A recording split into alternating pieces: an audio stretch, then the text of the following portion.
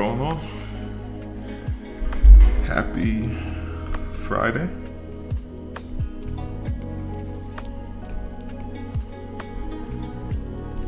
Another stream, another good week.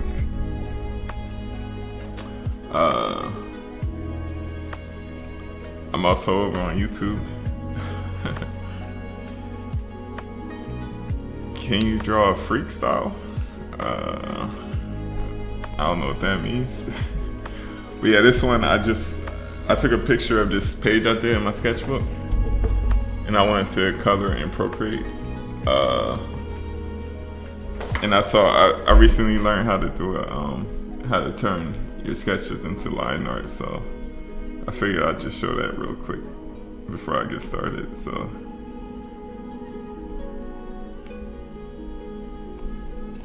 but yeah,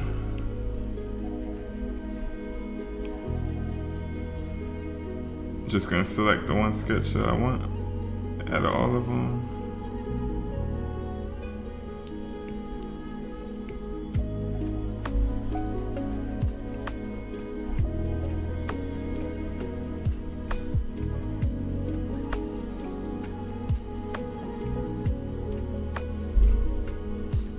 You're so talented. I'm speechless. Thank you.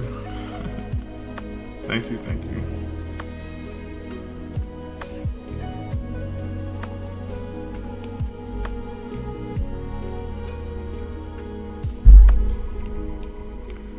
Trying to select this. Yeah, select. Invert. Cut. Yeah.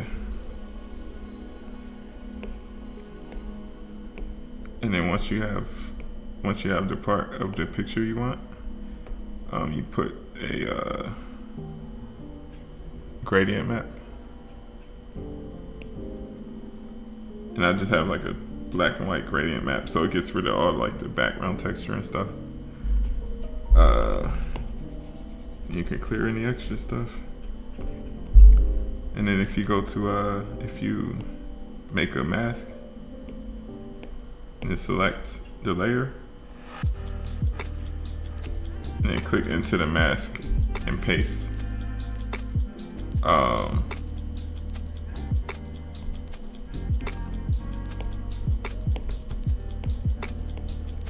Select, click into the mask, and then paste.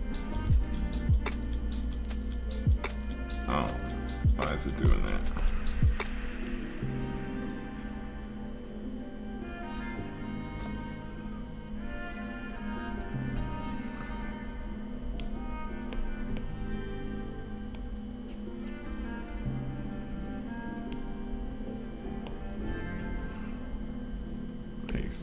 Yeah, it's still not working. Let's see, try it again. Delete the mask, duplicate, select, mask. Why is this not working?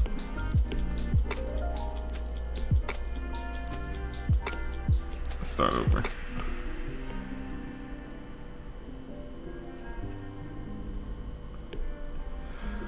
But yeah, hope you guys had a good week. For some reason, the selection is selecting something weird.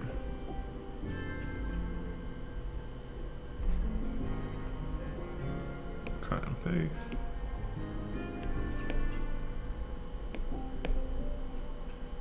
Select. Create a mask.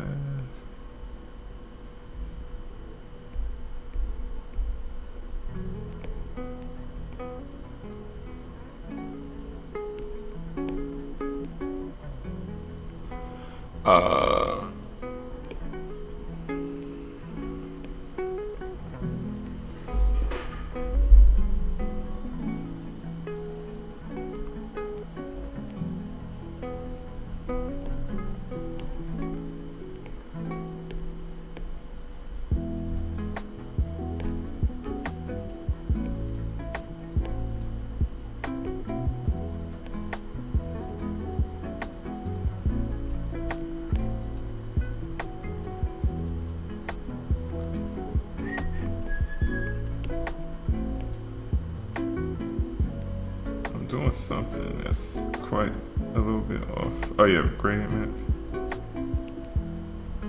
There we go.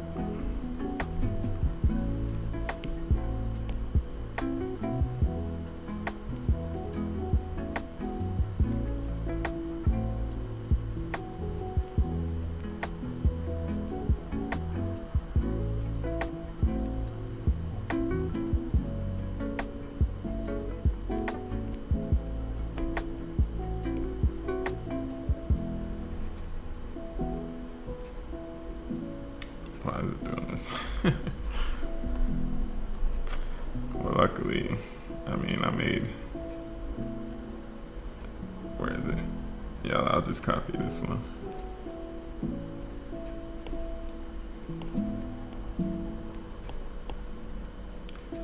Copy.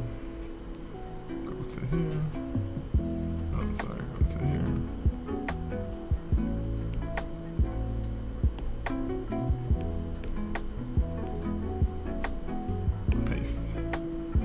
Basically, I don't know what's going on, but I was trying to select just the lines, and then now you have like this line work that you can draw into. I have to figure out what I did differently from last time, but yeah, I'm just gonna get started. Figure out how to fix whatever's going on later. But yeah. How are you guys doing? Hope you had a good week. I can see you. Maybe because it's. Oh yeah, that might be it. That might be why actually. Yeah, let me try it again without it being grouped. That could be why. But if that doesn't work, then I'm just gonna give up. So I have this for the backup. But let's see. Turn this back on. Delete that. Alright. So it should be able to select the whole layer. The whole point is you select the layer and you can paste the selection inside of a mask. But the mask should be empty when I do this. So alright. I'm gonna try it one more time, and if it doesn't work, I'm gonna just start painting. And I can just refer you guys to the YouTube video I learned it from. Alright. So I'm just gonna transform this. Basically crop out everything I don't want.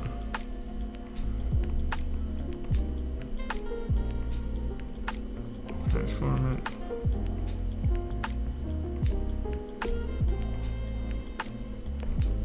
Put on a gradient map.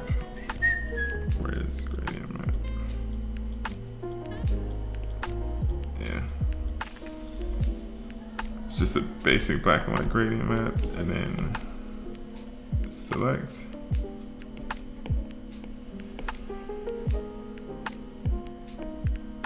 Mask.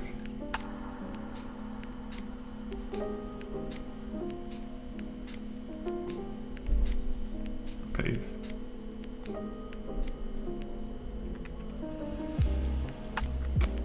It's not working. Delete.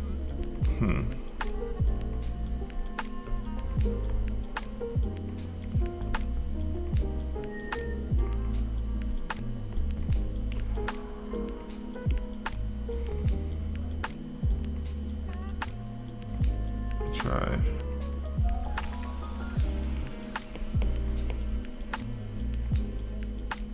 Select. Mask. Clear. Alright, well, yeah, it's not working, so I'm gonna just start painting.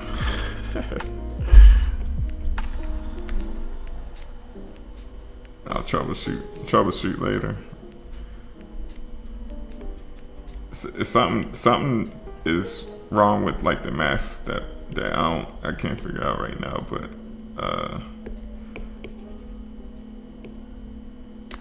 anyway, the final result should just be lines that you can work with. Yeah, let's see. Just gonna carve out a quick silhouette.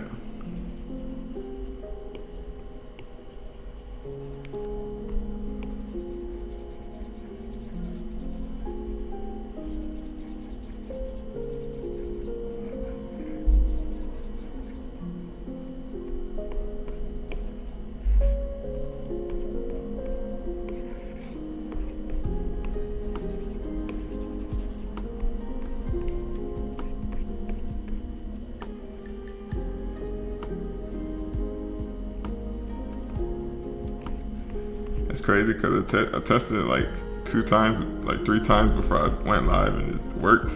But it was a different file, so I don't know what's going on.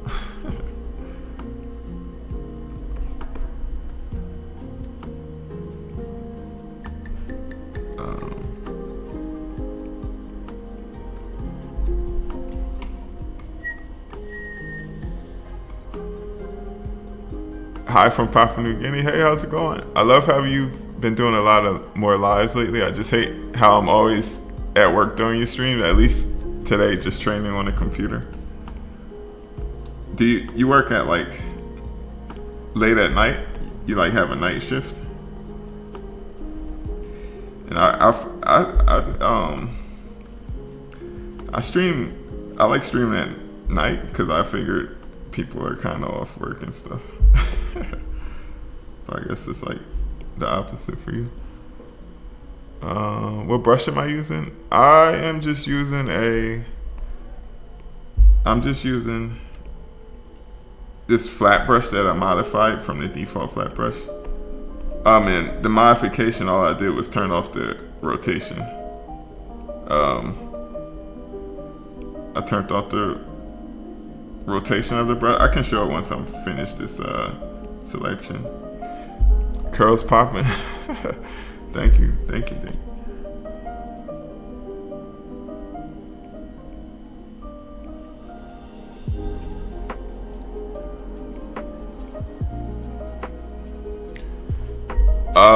What brush did you use for your sketch? It looks so cool.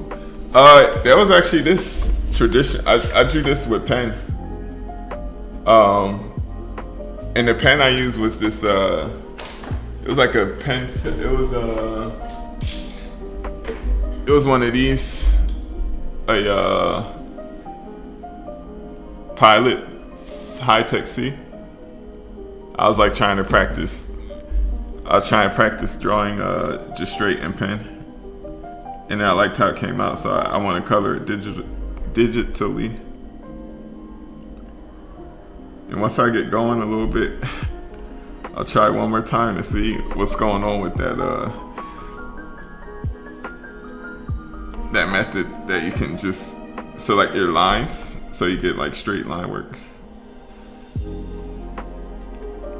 Cause I knew it was, as soon as I tried to stream, I knew it wasn't gonna work on stream. Even though I did it like 3 times, right? Literally, that's how I got these lines. And I was like, soon as it's not gonna work, I gotta figure out what I did differently. But yeah, so I got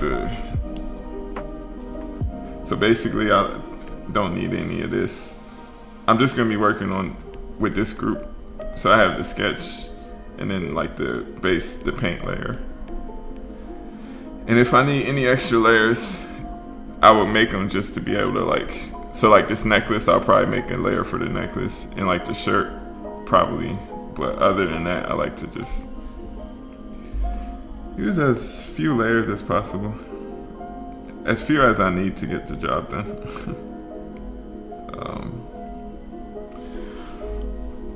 Make sure I didn't miss anything. I made it to live, we digital, baby. Nice. Cool. So yeah, let's jump into it. Once I have this like silhouette, I like to alpha lock it and just start putting down some random browns and stuff. Give me some kind of something to work with. What's the purpose of always initially filling in the outline and very drawing with the color? Well, when I do it digitally, it's because I'm able to select that silhouette and then all the paint strokes that I do won't go outside of the silhouette. When I do it traditionally, it's just to get rid of the white of the paper. And then right now, I just like to put down a whole bunch of different colors to make kind of like a color suit that I can work from. And then from there, I'll start to actually carve out shapes and try to get the colors that I'm actually seeing. But these early stages, I just like to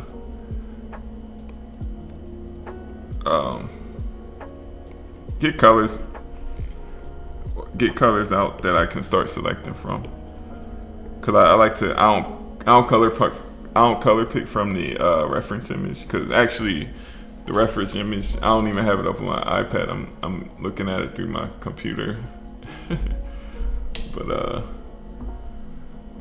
it's just I like to practice trying to mix the colors by eye instead of using the color picker right from the image. So yeah, we'll see how it goes. It's a really dark picture.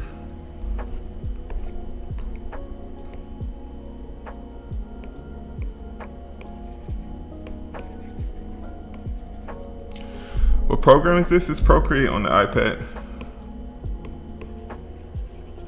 It's only like $10.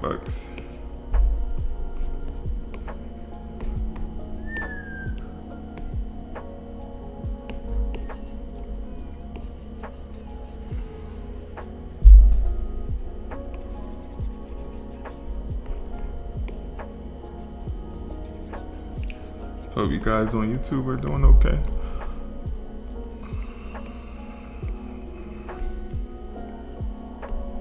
Do you have an iPad Pro? Yeah, this is an iPad Pro from the 2018 version. Sorry, I have my iPad Pro's pretty old. It's a couple years old, but it still works fine for me. Especially since I use my iPad only like every once in a while. I don't use it that often. Wow, I knew I was gonna do this. Why does it come out sideways? Are you using OBS? How many cameras? Yeah, I'm using OBS. I'm using Streamlabs though instead of regular OBS. I may have missed something, but did you say there's a way to transfer the lines? Yeah, you can. Yeah, I can show. I'll show it. I did it in this other program, and I know it works in this one. I tried to show it in the beginning of the stream, but I knew for some reason as soon as I tried to do it on stream, it wouldn't work out. But yeah, it was with this one here. Yeah, so I took this picture. I took a picture from this sketch on paper. And if you take the picture and you put a gradient map on it, let me see. Let me find.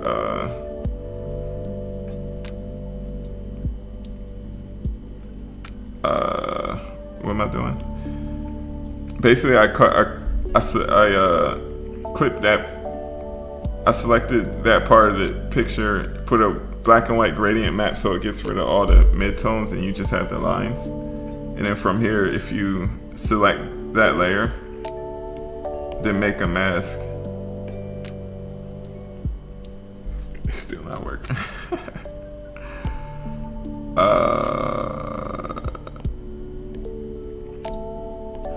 What did I do differently? I'll try. All right, actually, so I have this video.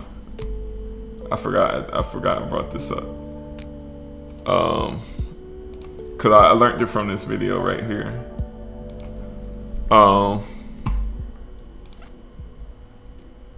It's this video on YouTube. It's how I turn sketches into line work. I don't know if you can see that on Instagram. The window might be a little bit too small. But yeah, it's like you take the picture you put like a quick gradient map on it.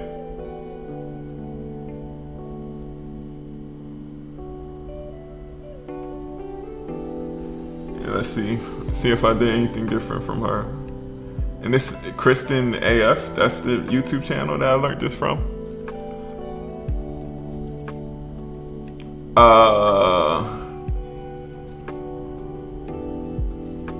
I think the background color has to be off. Oh, that's what I'm doing wrong. Okay.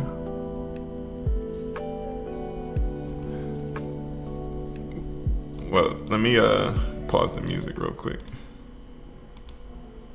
Select copy, and then we are going to tap this layer and choose mask, and then we are going to 3-finger swipe down and choose paste.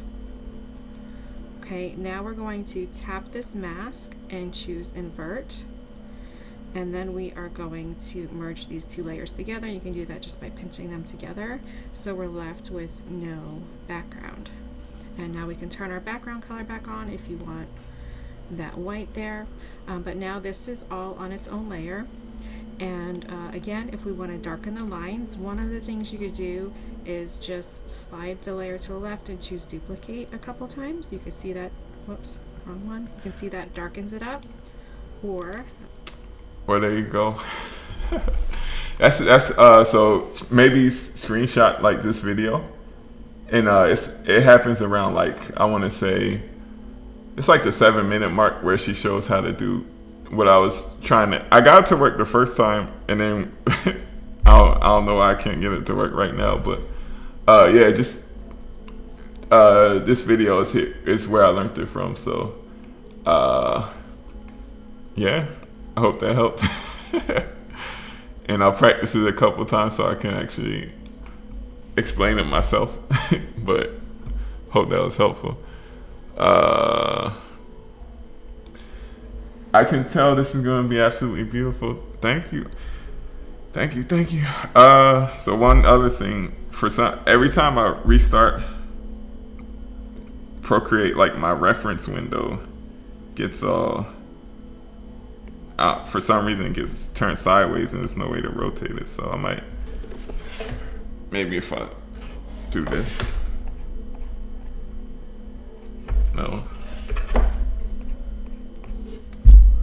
So I found if I just kind of, I didn't know you could do that either. I was trying, because it makes it so convenient now to be able to just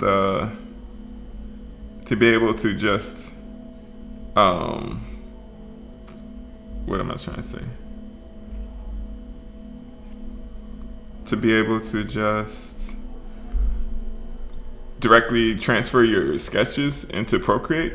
Because what takes the longest for me is, like, I actually like sketching on paper way better than I like, oh, let me start the music again. I like sketching on paper way better than drawing in Procreate. So by being able to just quickly transfer my sketches like this is definitely a big time saver. Yeah, and if you're able to copy that YouTube video title. I should have just showed that in the beginning instead of trying to. Yeah, I don't know. I knew it wasn't. I tried it like 3 times before the stream started. I was like, all right, it's gonna work this time. And then, like, soon as I tried to do it on stream, I was like, nope. But this is just a chill stream. It's not like it was for a core class or anything, so I'm chilling. I can tell digital art is too big brain for me. It's not. It's once you it is a lot though. It's not as simple as just grabbing your paints and but actually in a sense, like, traditional art can be tricky too. It's like a lot of stuff you gotta know about traditional at the same time. So they both have like their own challenges. I guess if you're more or less tech savvy, like if you're less tech savvy, it can be challenging. But yeah, it took me a while to kind of get the hang of digital myself.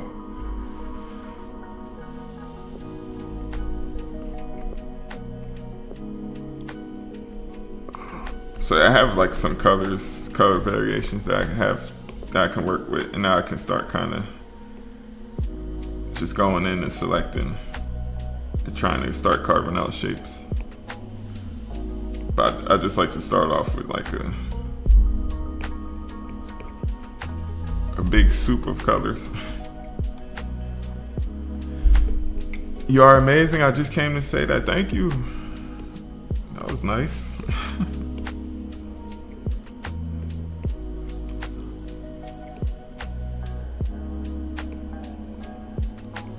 Oh, and the answer. Somebody asked me how many cameras I have. I have right now I'm using 2 webcams. So this like selfie webcam, it's just some cheap Amazon webcam, and then this is a Logitech Rio. And then for the actual feed, how it's showing like the screen mirroring of my iPad, that's just through this like $20 Amazon like capture card. Let me see if I can find it. But yeah, from there, that's what you actually plug your iPad in, and then you can actually get your iPad feed on the camera.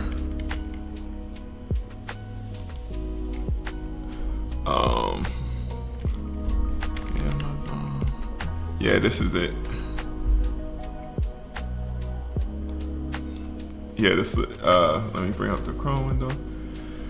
Yeah, this is the this right here is the capture card. Basically, it's on one side it's a USB-C that plugs into your iPad, and on the other side you have an HDMI that plugs into your computer. So with that, that's how you can get like the iPad feed onto your screen. It's $25. So yeah. But anyway, back to painting. You're amazing. Thank you.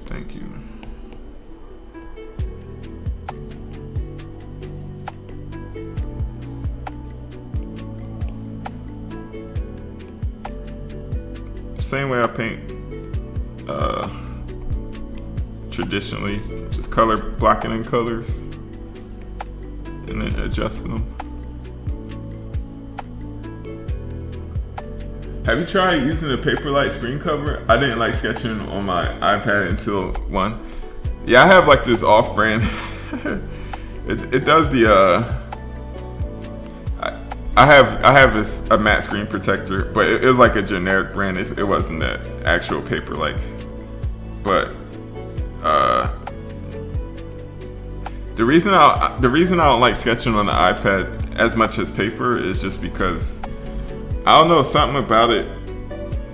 Like the pen, if you compare like the pen tips, like the iPad, you probably can't see that, but the iPad, like actual pen tip is much thinner than the Apple Pencil, so you can actually see exactly where the line is going.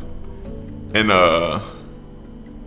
I share the live link on my threads, but I wish I could share on my story. You can share a link to a live, cause I should I probably could do that. I didn't. I've just been popping up randomly. I think at least YouTube, you might be able to. I tried the schedule feature before, but I don't know how to get it to schedule from Streamlabs interface.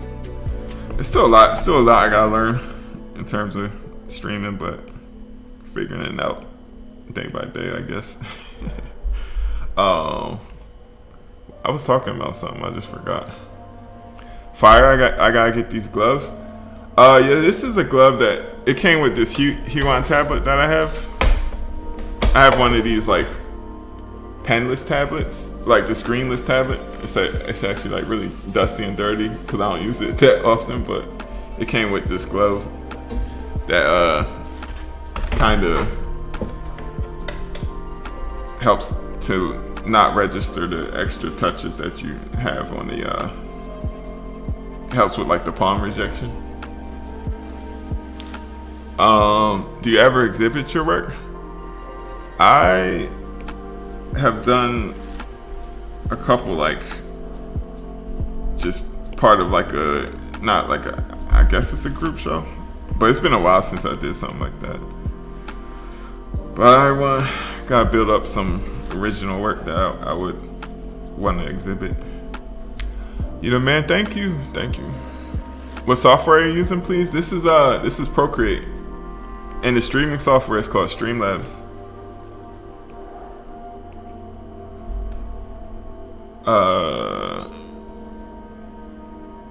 I'll figure it out. You keep creating. How do you know which colors to use? I'm just putting down a bunch of color, like a color suit that I can use to color pick from, and then from there I just adjust, and I'll adjust the values, I'll adjust the hues, and then the saturation. So basically I'm just looking for different relationships, and at this early stage I don't know exactly what color I'm doing. I'm putting stuff down and trying to see how it looks in context of everything else. And if I find something that I like, then I'll be able to kind of blend it and build off of it. But I'm thinking of blending the same way that I do traditional, like the same way you'll blend in terms of like layering gouache or watercolor. So I would lower the opacity and kind of glaze over top of the color that I want to blend, and then you can color pick from there. It would be cool to see you paint Nina Simone. Yeah, that'll be pretty cool. I don't think I've ever painted her.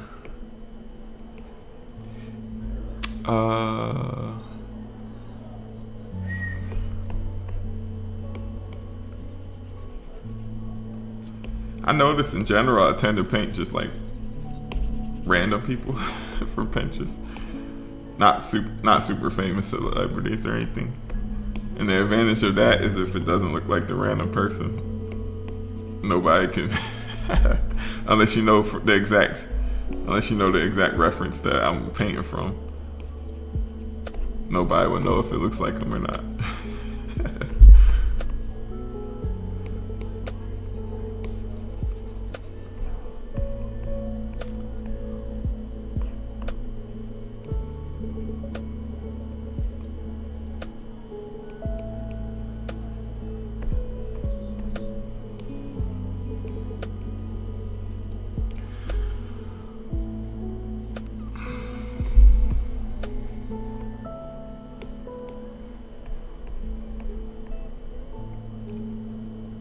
But all your work has amazing likeness. Your self-portraits are amazing. Thank you. Yeah, I capture like a stylized reference. I could if I take more time to get the proportion and stuff right, or if it's like a commission, then I make sure I take my time to get the likeness. But if it's any quick thing for just a post, I'm just like, whatever I put down, that's why I roll it. Do you enjoy capturing likeness or prefer to stylize more? I prefer to stylize more. I don't know if it's if that's like laziness, but I prefer to. I like stylizing more. I could get likeness for sure. Like I know I can.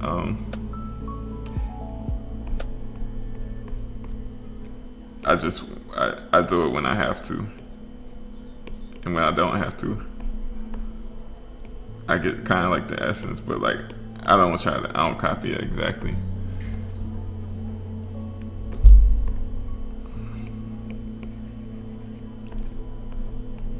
Yeah, self-portraits are always fun. So they're always. I find this easier to draw myself. I don't know, cause if I mess it up, like nobody cares.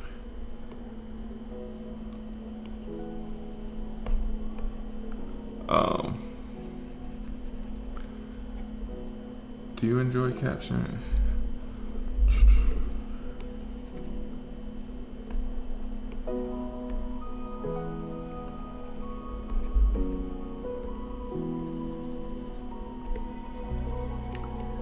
Yeah, and I said I was gonna say what brush I was using. This is it's just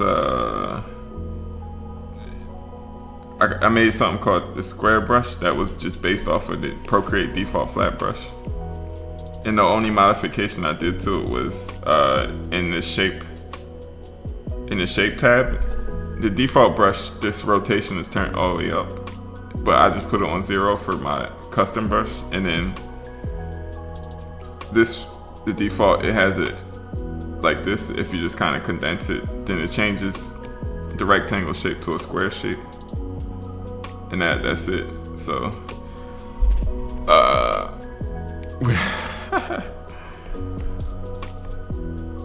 those are the main modifications I did. But after that, it's just the default flat. But we don't have the same Procreate. You're so talented. Thank you. Yes, there.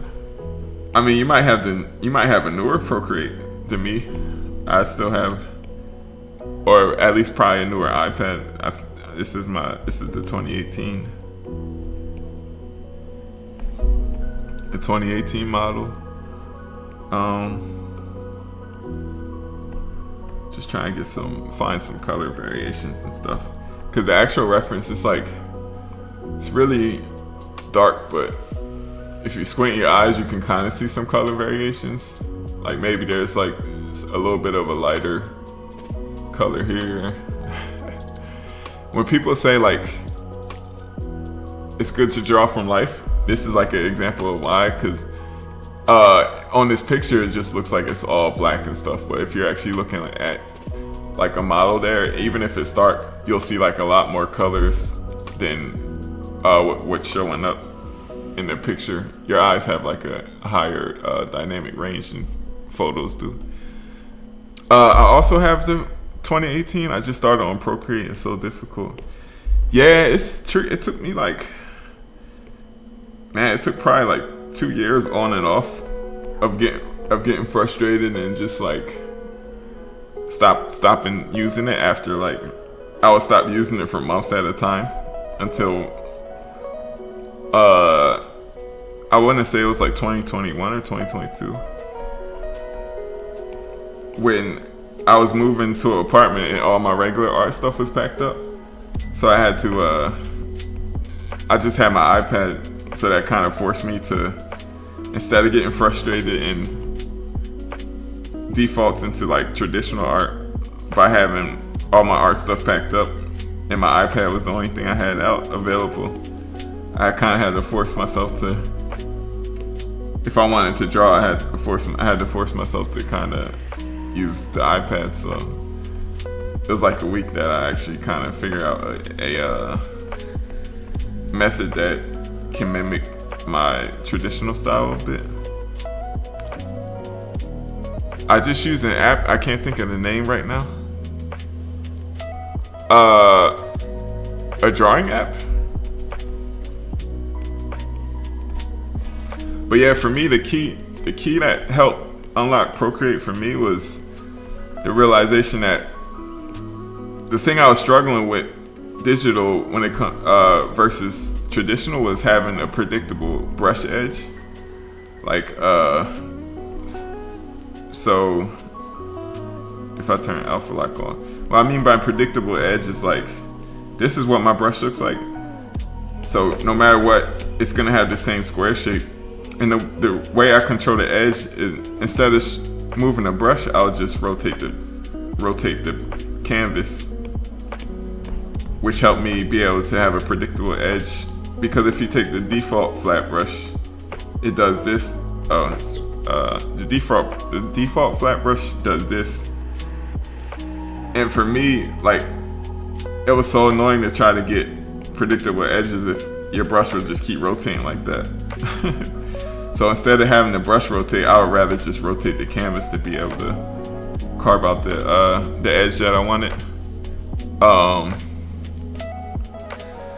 So that was one thing. That was one thing that clicked for me to help me get the hang of digital. And the other thing. So that was one thing, and that other thing was how the color mix. So instead of picking from a photo, I learned that I'll just do the same thing that I do traditionally, where that first base layer when I paint traditionally, I always just put a bunch of colors down, and from there I see how they look and then start layering. So I do the same thing in digital, and I control the mixing by just controlling the opacity. So like my opaque wash, which my equivalent of an opaque wash traditional, I have it at about 80%. That's what I like to use. So it's opaque enough to cover everything, but it lets just a little bit of what's below shine through. And when I want to mix colors, then I'll just drop the opacity down to like either 50 or 25%. And then once you layer the color, the overlapping colors, that's an optical mix, and you can select that optical mix and then just bump the opacity back up. So that's how I mix colors digitally, the same way I would traditionally. And then that's what made Procreate click, and from there I was like, oh, this makes, because now it's just a matter of just color blocking and using your knowledge of how colors mix and stuff. But that initial just trying to figure out how to at least just reproduce, I don't know. Like when you're painting on paper, wherever you put your brush, that's exactly the mark you're gonna get. But with the pencil, there's so many different dynamics and stuff. So that might be an issue, because that was the issue for me, and it took me. Yeah, exactly. I don't use the smudge tool because I just lower opacity. Yeah, that's what I do too. Like I don't use the smudge tool either. And like, so this area is red, and I might use like a green and like just glaze over it with the green and see what color mix that makes. And if I like it, then I can select that color mix, bump the opacity up, and now I have that color. So yeah, I don't know if I hope that helps. Do you have advice for understanding layers, when to have a different layer and such? Yeah, for me, that was another thing. So far there's 3 things. For me, I like to simplify layers as much as possible. So I like to do the painting, if I can, all in one layer. So far, I like to have the lines in one layer above the painting, because I tend to just leave the lines in the final painting. And I have the painting on one layer. And then if there's, like, for instance, with this shirt, you see how this brush strokes are like overlapping? So in this case, I'll make a new layer just for the shirt. And the way I would do that is just kind of I would select the edge, the border where the skin in this shirt meets. I would just select that edge, like so, and then just cut and paste it. And then you can alpha lock that edge. So now they're separate. And by having it alpha locked, now I can take a big brush and color over it, and not have to worry about the border between layers. So that's how I kind of manage my layers. I like to manage my layers by like different elements in the picture, rather than like manage the layers in terms of lighting effects and stuff. So this is just for convenience. so I don't have to keep repainting over the borders. And then like these necklaces, I'll probably make a layer for that, so that it's easy to just paint within that silhouette as well. And yeah, that's pretty much how I like to do layers. As little as I can, whatever kind of, for me, digital, as whatever I can do to make it as simple as possible. And then from there, I can come in later and learn all the advanced stuff. But just to get mileage in, I have to make it as simple as possible, so that I would want to actually use it over just traditional. And the main reason I like using digital these days is just so I'm able to do like color comps for if I wanted to do like an original piece. It's quicker to make changes and corrections in digital versus traditional. But I like the final piece to be in traditional.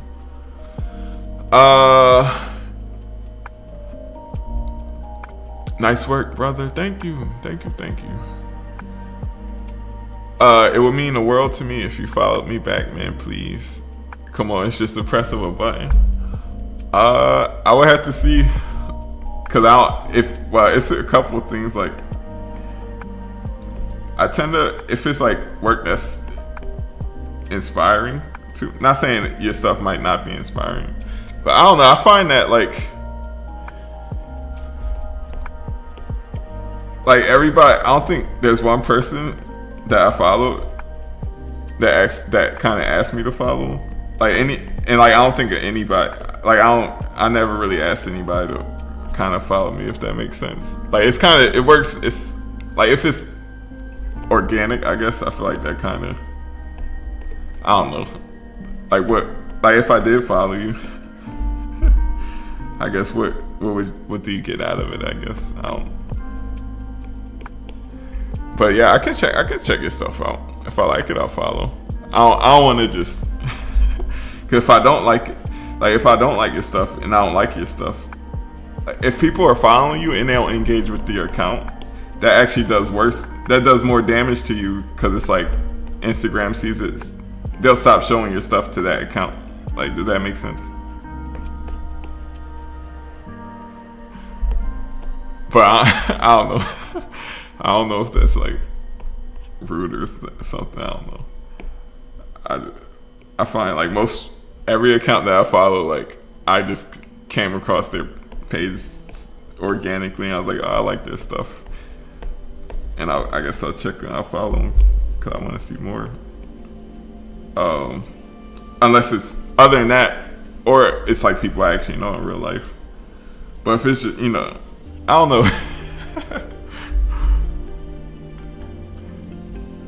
Love you, man. I'll show you like my art. Do you have a voice filter on? It's like super deep. I think so. People have reported that before. It's it might be like it might be.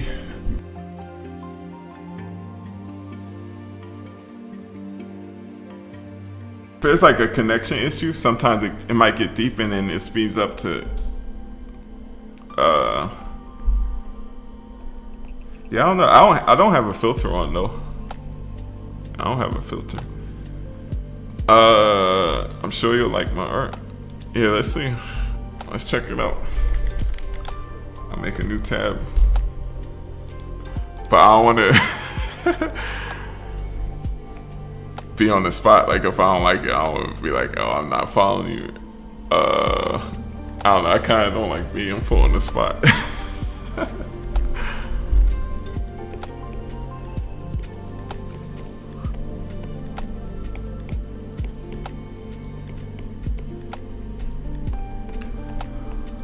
But yeah, I don't know. Like how, it's crazy because followers and all that, followers and Instagram stuff, like it's so fleeting. Like I was saying another day, like between the years of 2020, I stopped posting as regularly, and like 50,000 people, just about 50,000 people unfollowed me. So it's like, and then from the course of like this week, not this week, from starting in January, everything kind of flipped around and like double that kind of refollowed me. So it's like I don't know, it's like you can't put too much stock into that, I guess. I guess I don't want to tell. I mean, I'm not gonna tell anybody else what to put stock in, but that taught me like not to put too much stock in it. Like, actually, the people that comment and you talk to them and kind of have like a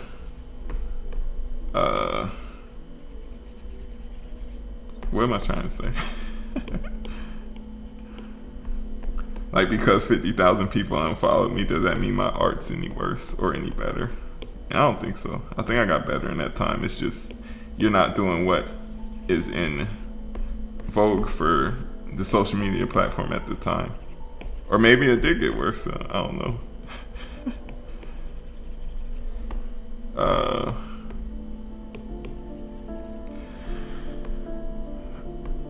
I don't know what I'm trying to say. I kind of just like, I try not to post too much talking about follower accounts and Instagram algorithm. From that experience, I kind of learned just do what you do. If the algorithm likes you for the time being, it's only for the time being, and don't take it personally. And if when it doesn't, just keep doing what you do, and people will find it. People will resonate, but I don't know. Same here, getting secondhand embarrassment. Oh, low-key, I feel awkward watching you get put on the spot like that. Nah, I kind of, yeah,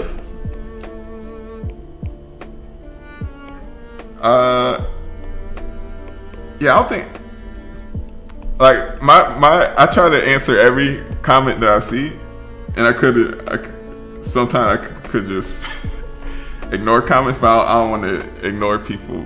But I gotta get better at not being like I'm a little bit of a people pleaser. Like, I don't know. Like, I don't want to just tell somebody no straight up. But then I don't want to just write you off either, because I didn't see your profile either. But it's like, I guess during a stream is probably the worst time to ask, because I'm multitasking. There's a whole lot of stuff going on to stop and like look at a page and then decide on the spot, like, if I like it enough to follow. That's like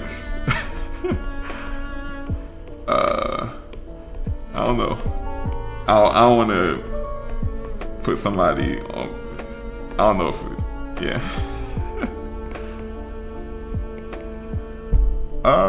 I guess it's more organic ways and better ways to get people to follow you, I would say. I guess that's kind of what I would leave it at.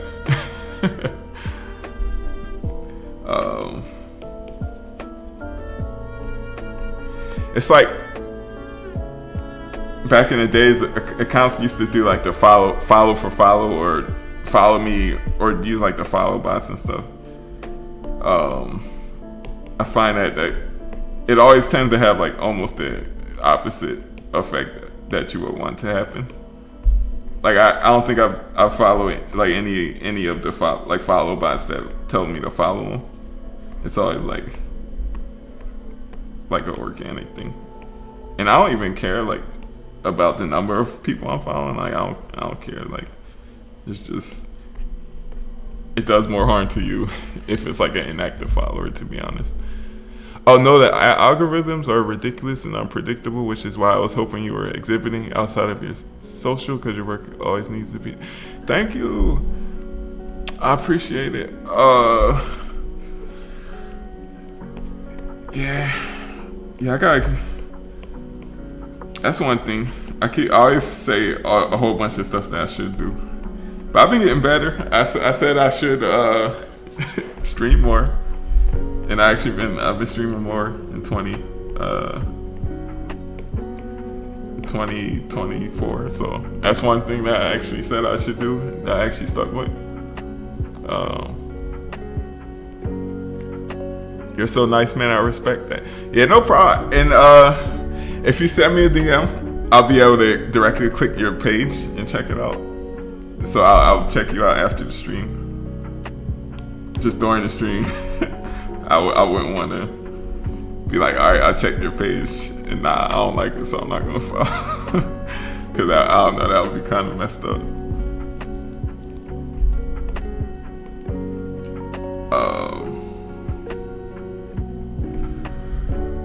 But yeah, anyway, what was I doing?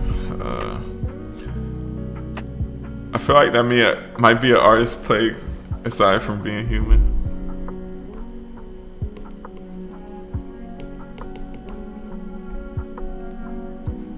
I've been loving your lives, thank you. Yeah, it's been fun.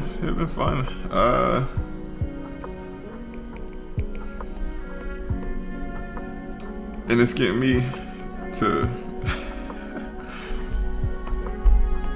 it's good practice for me, just being able to kind of impromptu speaking on the fly, try to describe what I'm doing, my process, thinking of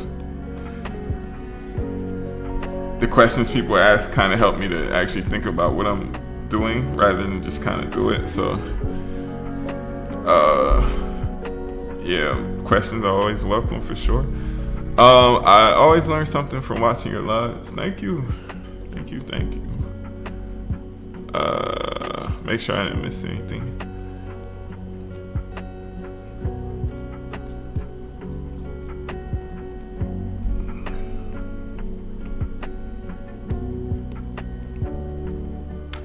You got color picking tips? Yeah, the way I use the color picker is, oh wow, this is actually, you probably can't see anything in this camera. Is it stream? Is it, let me know if it's too dark. I don't know how I would lighten it, but for color picking tips. So in the beginning, I like to throw down just a bunch of colors that I can pick from. So I can show you real quick if you weren't here in the beginning. So time-lapse replay. Ignore all this. Yeah, so in the beginning, once I put down like a base layer, this step here is just putting down a bunch of different colors, just so I have color variation. And from there, I'm able to pick. It gives me like a starting place versus having to start from a white canvas. So now that I have all these different spots down, I could say, so say, for instance, say the nose. If I'm looking at reference, above her nose has like this kind of, it's like a warm orange color. And the way I have it now on the screen, it's like, by having all those colors down, I say like something here is kind of in the ballpark. Either this or this isn't kind of in the ballpark. So I can select it, and I have the opacity at like 80. If the opacity is 80, then it will basically cover up that area. But if I just wanted to slightly tint it, then I'll drop the opacity down to like 50 or even 25, and it will just slightly tint that area. And if it wasn't the right color, then I can see where it is in the, I like having the color picker up, not color picker, what's this, the palette. I like having that up at the same time. So it's kind of training me to kind of know where to slide the hue slider to be able to kind of know where colors are. So if that was like, say this needed to be more yellow, then I can just slide this. I can just slide this over a bit. If that looks a little better, then I can go with that. If it needs to be more saturated, you can do that. But basically, having colors down gives you a starting place, and then having a starting place, it makes it easier to shift it makes it easier to nudge it into the direction that you want rather than trying to pick the right color exactly from scratch. And when you say, I find it tough to get the proper colors down to begin with. Yeah, I didn't put any proper color. Like, I can show you again. I didn't put any proper colors down. I just, I like starting with blue or whatever kind of complementary color. Her skin is like brown, and brown is basically like a super dark desaturated orange. Blue and orange are complements. That's why I picked blue. And then from here, I was at about 50%, and I just started putting different kinds of reds and oranges on top. And then from there, I'm picking the color from there and then shifting it so that it fits into the context of what I'm doing. So it's no picking. I didn't pick like the proper colors either. I just picked different, put different oranges and stuff, and then that gives me a starting place. If that makes sense. And let me know if any of my explanations are making sense. I'm trying to explain what I'm doing on the fly, so the more I explain, and the better I'm able to articulate it in the future. So now it makes sense. Thanks, homie. Yeah, no problem.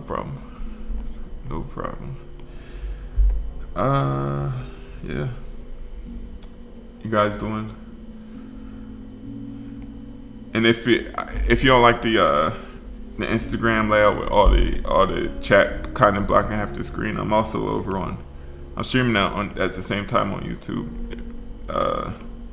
If you prefer a different layout, it's more of a kind of widescreen, like your typical horizontal layout.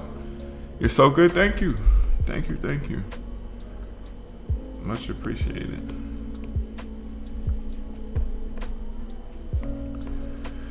So the trick with this reference is just gonna be able to get some visual interest outside of, because it's so, like, this part from the photo is just so dark. It's basically just, if you look away, it just looks like it's black, like just straight, not much going on. But if you kind of zoom in, you can kind of see some color variations. Like, it's a little bit of like bounce light or ambient light coming in, like here. Oh, if this app lets you're able to draw now on the reference, which is kind of cool. And this reference board app is called Pure Ref, Pure Pure, and then Ref REF. And they just had an update where you can like draw now on the like reference photos, so that's kind of cool. What brush am I using? I'm using a default flat brush that was modified so that it doesn't rotate and squish, so that it makes like a square shape instead of a rectangle. But it's the default flat brush. Which brush do you use to make it? I start with the default flat brush.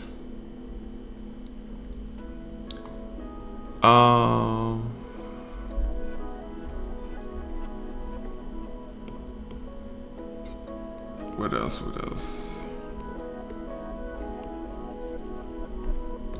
And the other thing that's underrated about skin tones is they're actually a lot of beginners, especially beginner, like if you're new to digital art, like this thing I struggle, all my early pictures, all my all right, organize my thoughts. The main idea I'm trying to get across is that skin tones are less saturated than you would think. So if you're having trouble having realistic looking skin tones, if your colors are like kind of in this range, then try to just kind of move them a little bit more towards the grays. And skin tones are basically just a different blend and soup of different grays.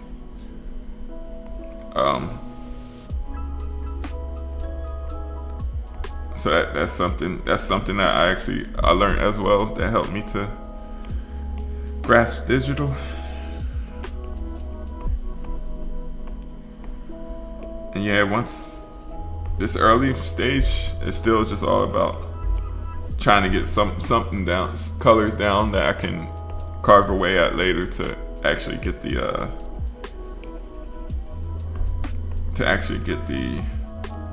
form.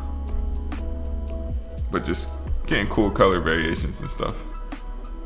So pretty, thank you. Now I've got to study face planes, man. Yeah, it's useful to know. But I don't have like the Zara head memorized or anything. I have one right here. But I don't have it memorized. I mean, I guess the main planes. Basically, I'm just looking at colors and trying to pick out blocks of color, like simplify what I'm seeing into big shapes. I love this strong chisel look. Thank you.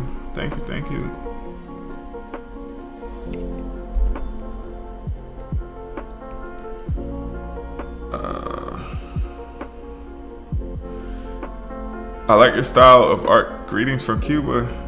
Thank you, and yeah, hope you're doing okay. Hope you had a good week. Hope you guys are. It's crazy. It's about to be June already. June tomorrow. This year feels like it's flying by. I don't know about for you guys. Feels like it was just New Year's. I am happy about the warm weather though.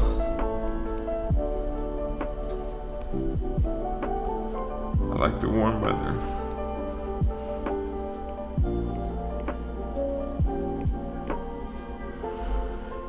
Have you tried any other drawing apps? How do they compare to Procreate?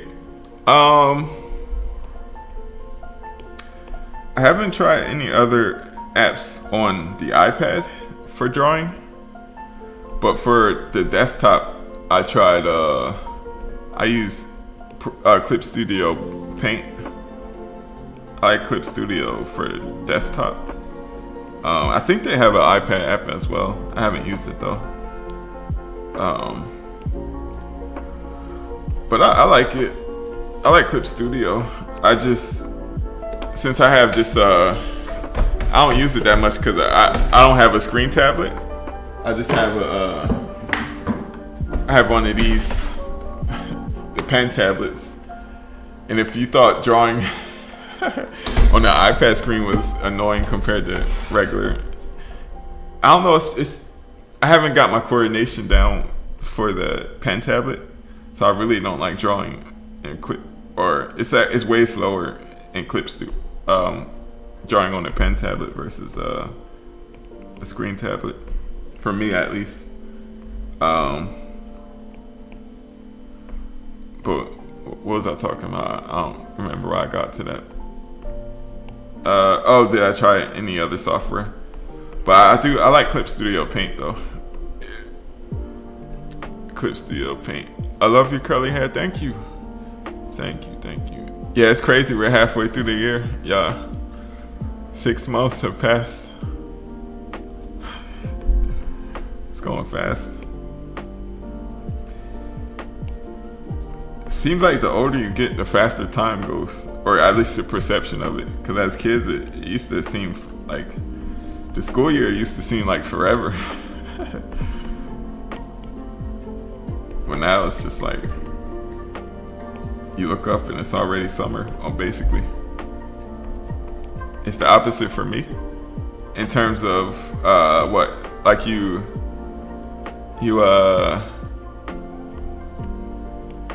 in terms of the pen tablet or drawing in traditional versus digital? I'm curious what the sensory input is that you get from working digitally versus actual paints and brush. I wish I could move this smut on like this interface, this smile, it's like a heart emoji that's like blocking part of the YouTube chat. But what's the sensory input that you get from working digitally versus actual paints and brush? So digitally, once I actually build it up to the point where I'm doing this, where I'm just carving out shapes with colors, that's really fun to me. So like I can do this all day if it's whether it's digital or not. But the thing I don't like in digital is drawing. I don't like drawing in digital as much. I would much rather draw on pen and piece of paper. Although I do prefer painting. I do prefer painting traditionally more than digital painting. But digital painting becomes fun once I'm able to. Digital becomes fun once I get to like this painting part. And I have this like matte screen protector that kind of gives it like a paper feel. I don't have the actual like paper. I don't have the actual paper like screen protector, but I have one that gives it a similar feel. But it's just different. Like when you switch your brushes in traditional, you're actually literally switching your brushes. So you actually can see exactly where the edges will end, stuff like that. And I do have this feature where it hovers and shows like the border of the brush you have. But even still, then it's just different. It's something about that tactile feel that's just nice. Oh, pen tablet versus iPad. Yeah, for me, I think it's just a matter of I think it's a matter of just getting to practice, being able to like. One thing I don't like is one thing that is nice though is it's better for your posture having a pen tablet because you're like looking straight and then drawing on a pen tablet below, whereas with the screen tablet, like you're kind of hunched over. So that posture is a little better for the pen tablet, but I haven't stuck with it long enough to get the coordination down. Like it's when I want a line to be right here, I can make it right there because I've built up my like hand dexterity to be able to do that. It's frustrating when you try to do that with a pen tablet and it doesn't. The line doesn't go where you want it, so you have to like undo a bunch of times. I would just rather. What's your sign? I just said the exact conversation earlier, especially once you reminisce as kids. Sign is like the zodiac signs. And I was born in early October 5th, so whatever that is. I don't know them off the top of my head. Every time people ask me, is that a? Yeah, I don't know what that is. I'm October 5th though, so whatever sign that is. I'm a Libra. I was gonna say Virgo, but I don't know anything about zodiac signs. I kind of think they're like they're just like broad enough where it applies to anybody in any situation. I think it's called the Barnum effect. Where that's the reason like fortune cookies and horoscopes and what's the other one? The personality, 4-letter personality thing. I think those. I mean, I guess I don't really subscribe to them, but I just maybe it's something that I'm missing. Which iPad do you use and what software do you recommend? This is the iPad Pro 2018, and I'm using Procreate. But I don't know. I've never been very superstitious. But yeah. But yeah, I'll try to keep that in mind. I'm a Libra. That is a Libra response? Okay. I don't know. Maybe it is a thing. Maybe it is a thing. I don't know. I just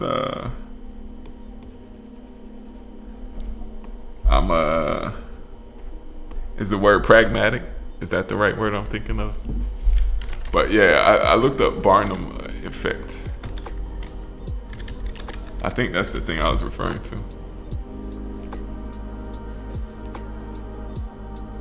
Yeah, it's a. Yeah, here it is. Bring up that. The Barnum effect.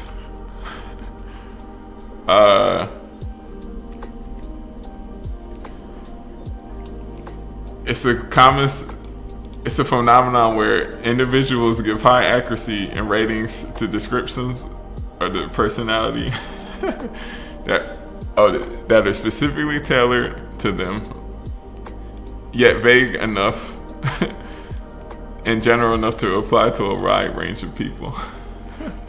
So to me, that sounds like exactly like Libras and horoscopes and stuff. But yeah, I don't know, maybe. I mean, it could be something to it. You never know. But to me, it sounds like any aspect of that can kind of apply to everybody. Me read the terms and conditions. Of course, you pull it up. Yeah, I like this. Cause I'm always like, I know a lot of stuff, but I always forget the names of things. I'm crying. Y'all are hilarious. But it might be. I mean, it could be something. It could be something there. Who knows? Like, it's probably a reason it stuck around so long. Because who knows how long horoscopes have been around? Or maybe it just speaks more to like people have more in common than they think. We have like more in common than we do with differences, I guess.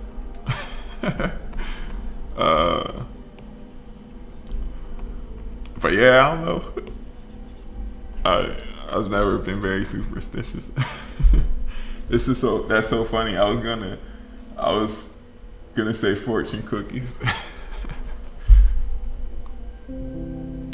But it's weird though, cause I mean sometimes it has been like weird coincidences that I wasn't able to explain either. It was something that just happened. Oh man. I can't. Something just happened to me recently where it was like I just thought about something.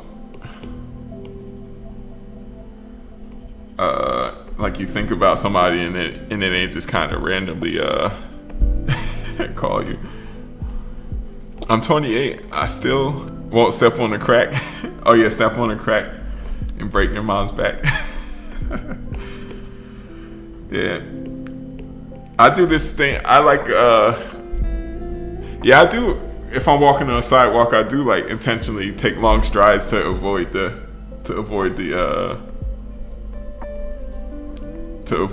cracks. That's funny.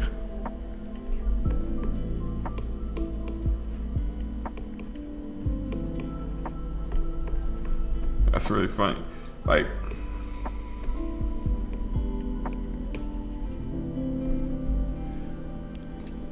where'd you learn how to draw like that?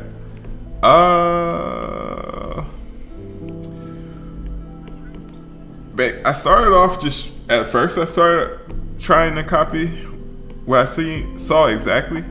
But over time, when I would step back, I would see like different tendencies that I had.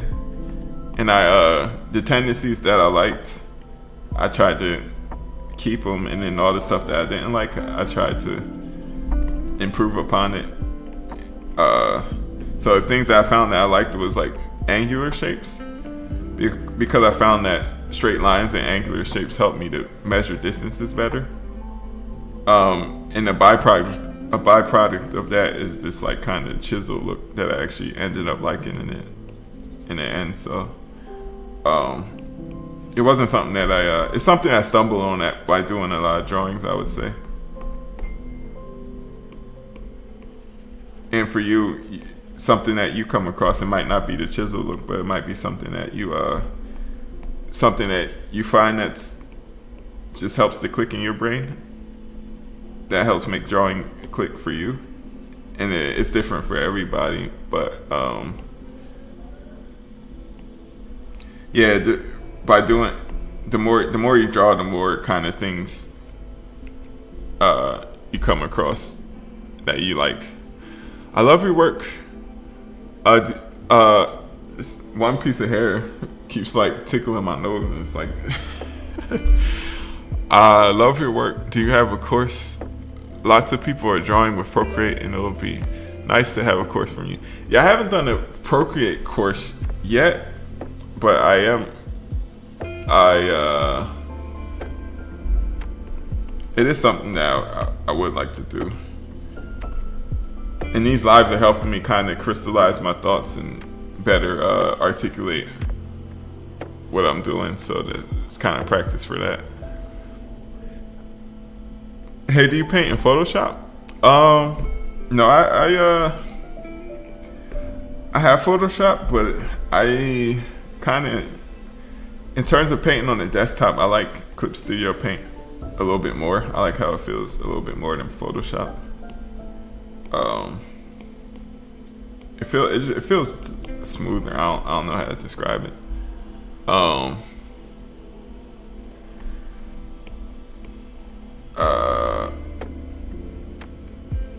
Love, thank you.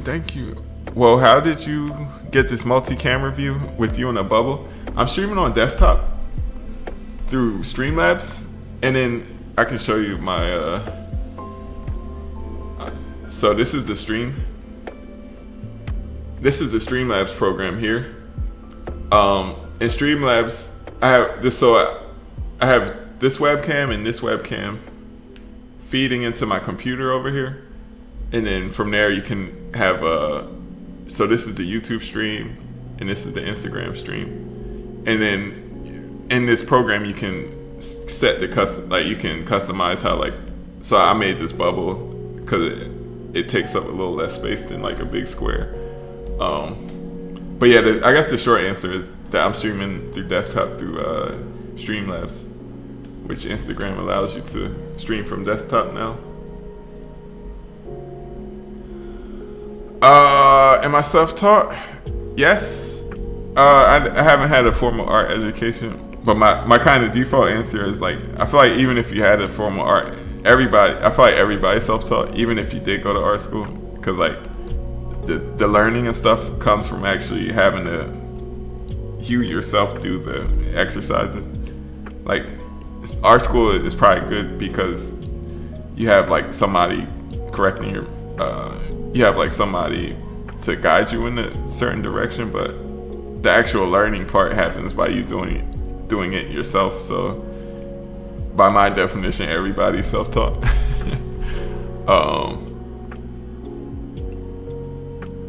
I love your style. Love it. Can you explain your process for the use of color? I love all the shading you do, and it pops so much. How do you see this out? Yeah, so if I had to break my process down, I would say I start off with some kind of base layer. I start off with some kind of base color. It's usually, for skin tones, it's usually some kind of green or blue, just because greens and blues complement reds and oranges and yellows that you would think are that are typical of skin tones. So for this one, I started with blue. Then I just throw down different reds and oranges and yellows. At this point, it's at a lower opacity so that it's interacting with that blue layer. And then from there, once I kind of have that blue layer covered up, then I start color picking. And when I pick a color, then I'll shift it I'll shift the value, I'll shift the hue a little bit. And then I'm just basically trying to compare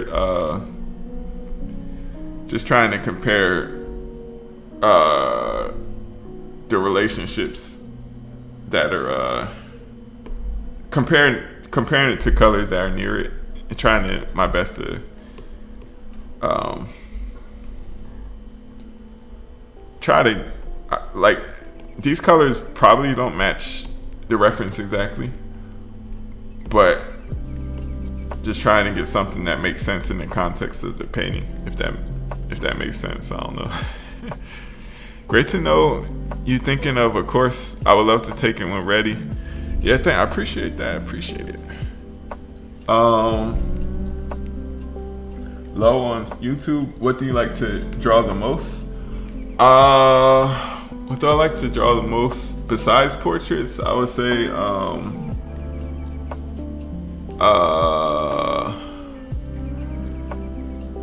besides portraits, I like painting shoes. I like painting.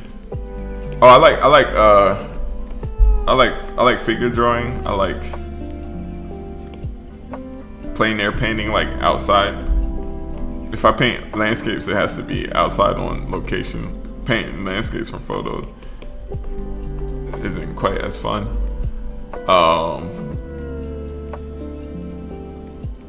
So true. I went to art school and life is the greatest teacher.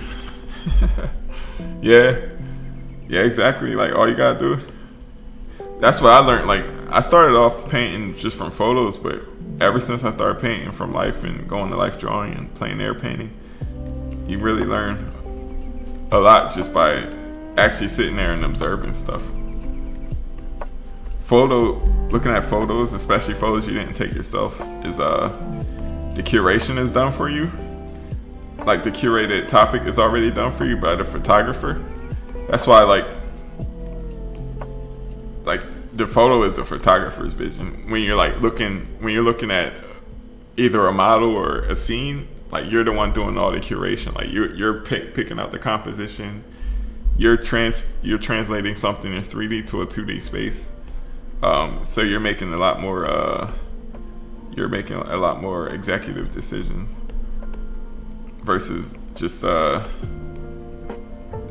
especially if you're copying a photo like one-to-one, like a one-to-one copy, like a hyper-realistic zoom in and do every pixel, because that is impressive technique. Those are cool. It's not really transferable knowledge. Like, you won't be able to make your own. If you wanted to make something from imagination, it would be kind of tough to do. What was I talking about?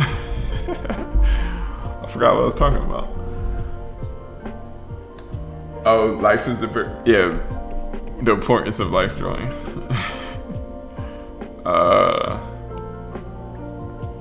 Yeah, so even if you go to art school and everybody, like, literally, if you can watch all the videos you want on YouTube, you can go to all the classes you want, but unless you sit there and draw yourself, you're not gonna get better or learn anything. So that's why I say everybody's self-taught, rather than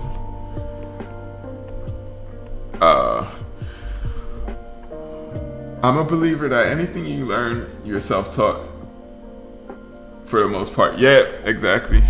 There, you can get guidance, and that's what a good art school should be able to provide you with good guidance to be able to at least accomplish the goal that you want to accomplish. I think art schools, like, nowadays, at least from what I hear, because I didn't go to an art school, it's like focused more on like conceptual stuff. But I mean, I don't know if that's actually true, rather than like the actual technical ability. And it depends what art school you go to. Like, ateliers, they still kind of focus more on the craft. But yeah, even having the teachers and curriculum, the learning actually happens when you do it yourself. So I saw a question: watching you do art is both satisfying and fun. Thank you. What age did I start? I've been drawing since I was a kid, as long as I can remember. I started I fell off during high school because of sports and college and stuff, and I picked it back up during grad school back in 2017. And I've been doing it regularly ever since.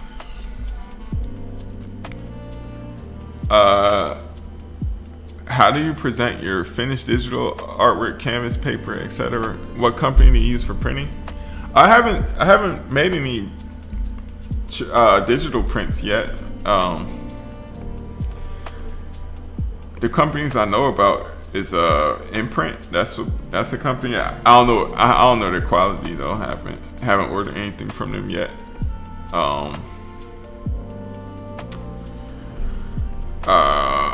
Yeah, because up until recently, I didn't like my digital art enough to want to make prints of it. It's kind of been just practice getting better, or using it for like planning work for a traditional piece. Come on, Curl. Thank you. Thank you. Yeah, I washed my hair today.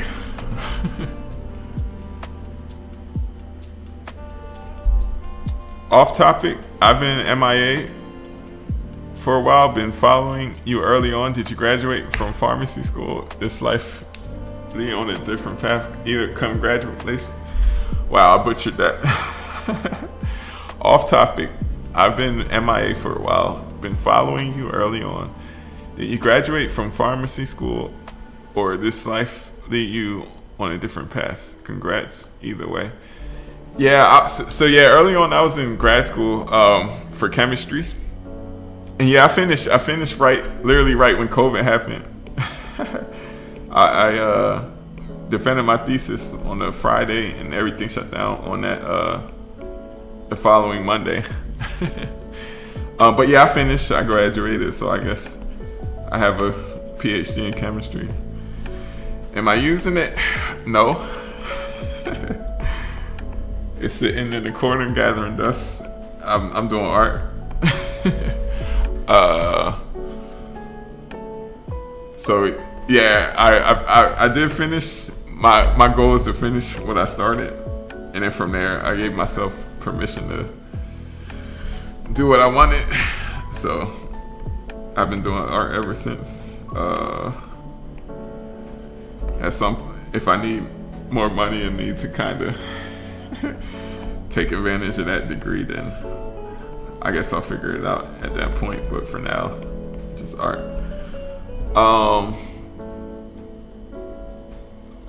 And thank you. Yeah, I appreciate it. Thank you.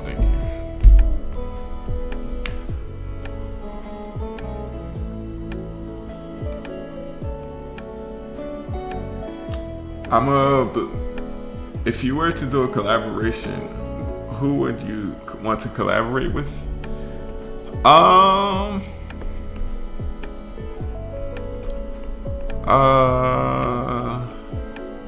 think it would be cool to do like some kind of, I don't know, maybe some kind of like fashion illustration. That might be cool. Like I like painting like boots, especially like leather boots, footwear and stuff. That might be kind of cool. It's always cool. Perfect. Thank you. I love your art. Thank you. What else? What other kind of collaborations? Some kind of movie stuff would be cool.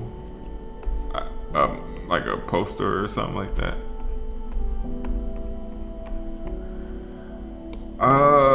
In terms of specifics, I don't really know. I'm kind of just out here winging it.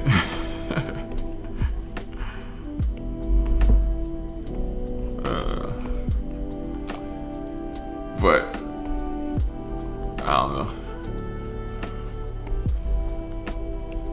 Planning definitely has been an aspect that needs a lot of room for improvement, I would say. My planning skills. Friend, could you show us what brush you're using? Yeah, I'm using, it's called a square brush, which is basically the Procreate default flat brush. And the only I just modified it so that this rotation is turned to 0 so that it stays in the same orientation. And then because the normal flat brush, it moves with the direction of your brush stroke. So I turned that off. And then I went here and squished the shape so that it's a square instead of a rectangle. But basically I just started from the Procreate default flat brush. And I basically used that for like 99%. Fashion illustration sounds like a great niche. What do you think of interior design illustrations or architecture illustrations? Have you thought about it?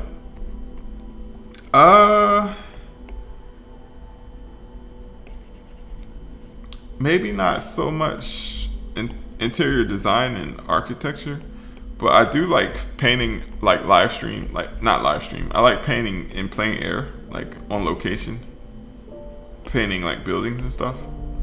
But I guess that's not really much design. That's more so just kind of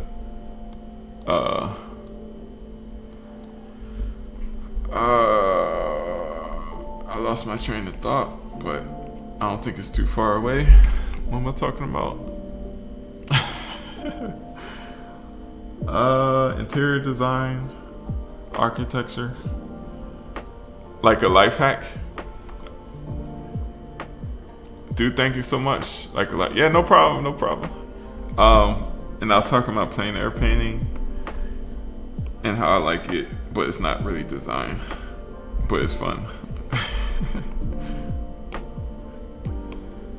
Does anybody else find themselves losing their train of thought easily if they're like drawing and painting? Or is it just me?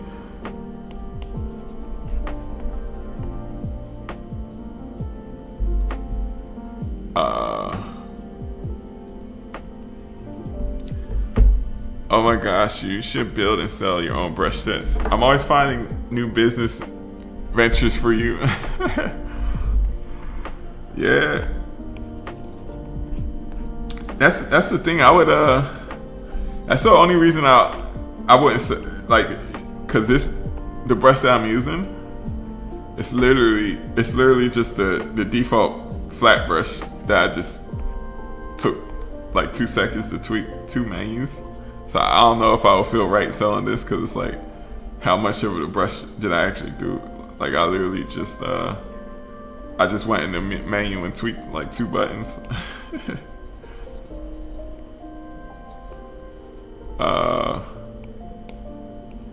But I don't know. I feel like another bad habit is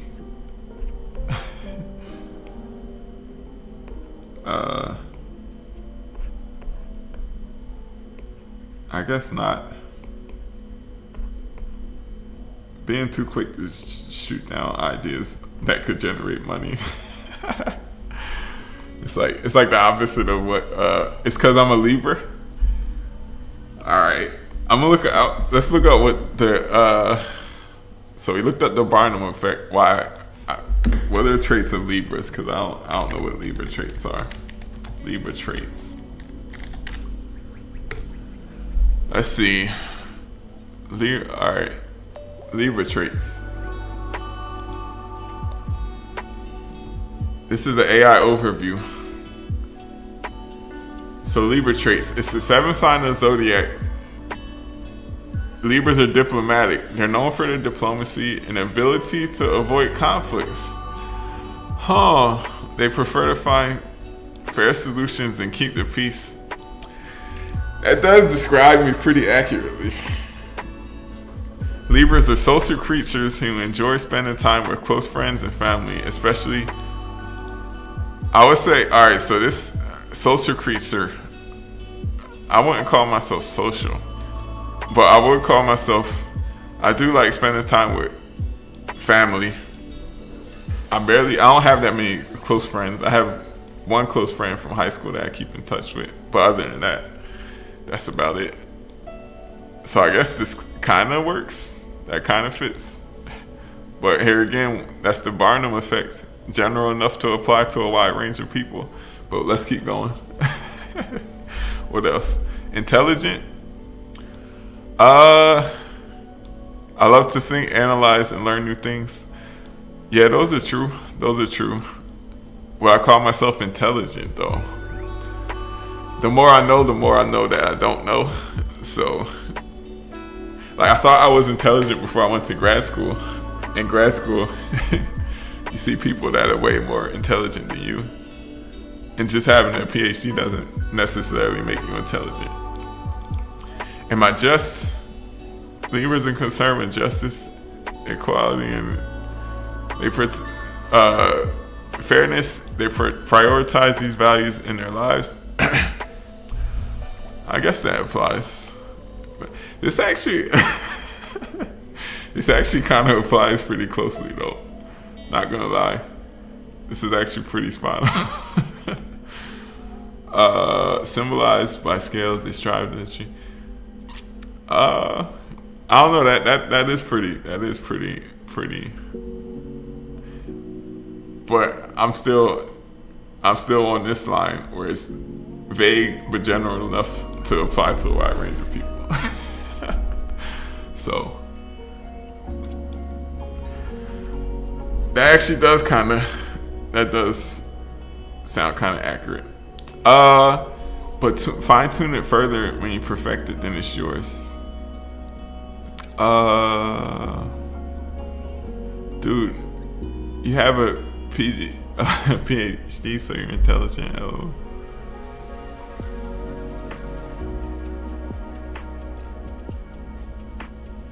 My train of thought is always on the swivel. I am currently working in a creative field as my 9 to 5. What made you feel comfortable to leave your 9 to 5 to do art full time?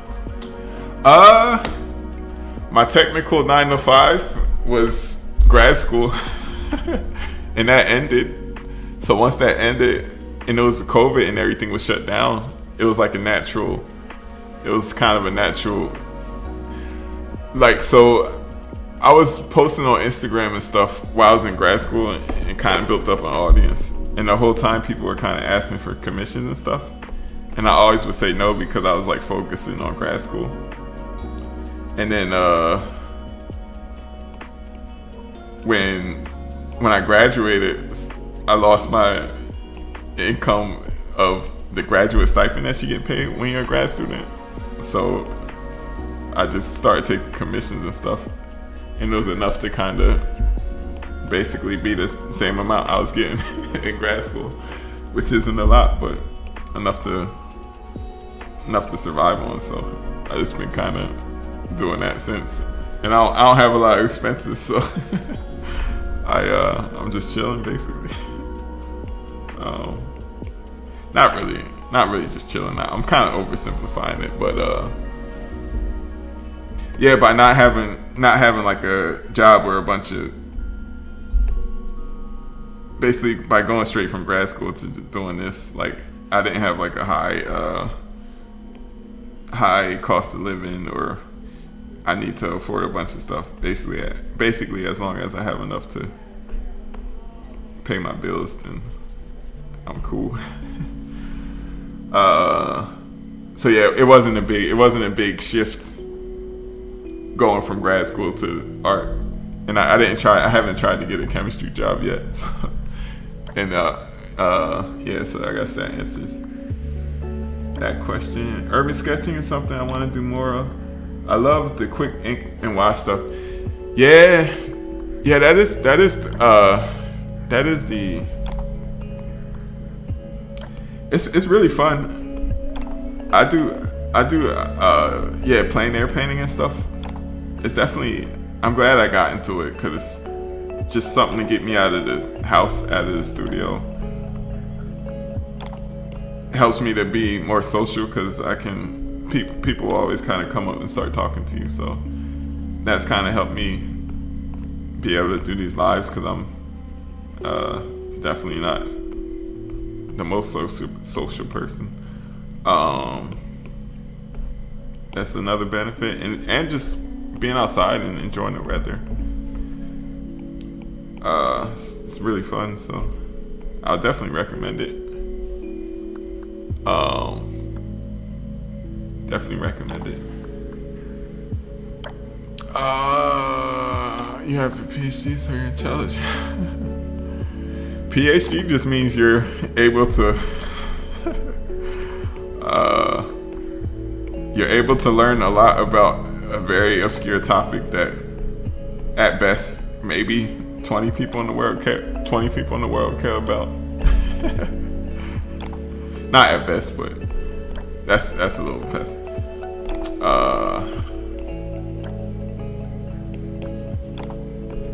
Yeah, it means you're able to do research, basically.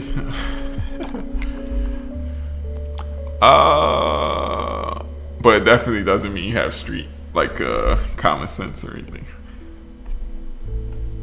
Do you have any shows coming up and where? No shows at the moment. Nothing scheduled. Nothing scheduled. This is looking amazing. Dope work as usual. Thank you. Appreciate that.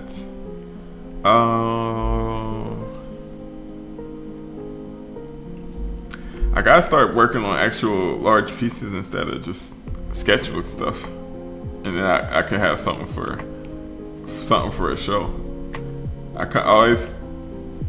My habit was always to go to, because from my time in grad school, I always like to just work in the sketchbook because I was just working at a small corner in my room.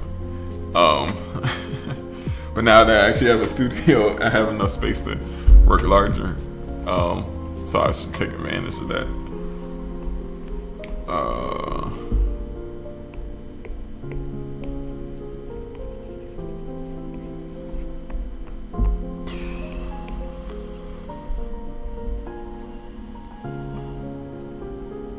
What? I feel like I was answering something. Sketchbooks are fun. Your sketchbook work is phenomenal. Thank you.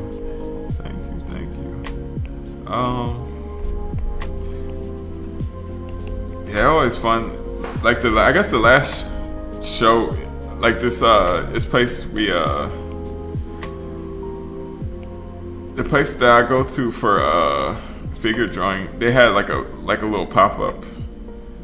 They had last year, I think it was last year, they had a pop up where people could show the work that they do from that class. And I just, since I didn't have any individual pieces, I just put my sketchbook up of all the sessions, because I kind of do all my figure drawing in one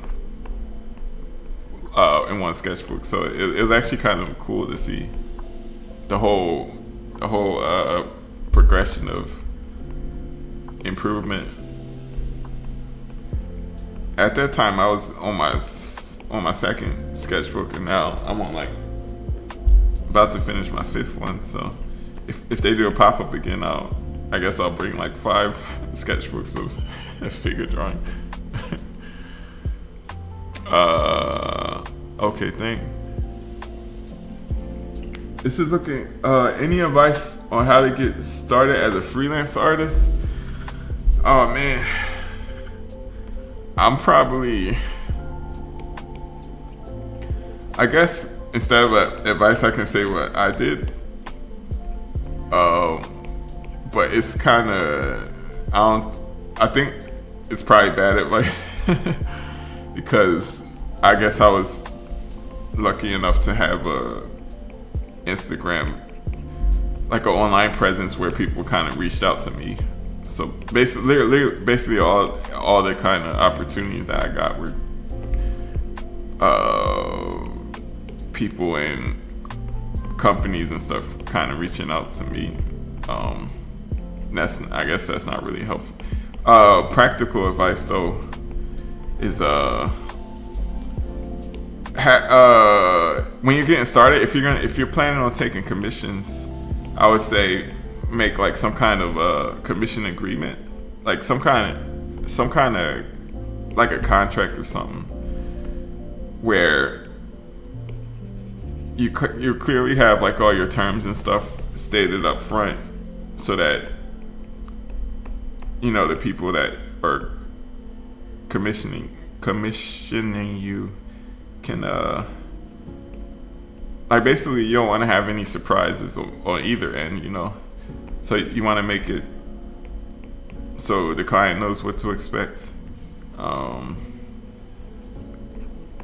collect the deposit up front, I usually do 50%.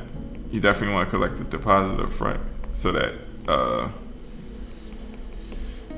it kind of helps you be able to gauge if a inquiry is serious or not. Because I would say the thing about getting inquiries through Instagram, I would say probably like 80% of them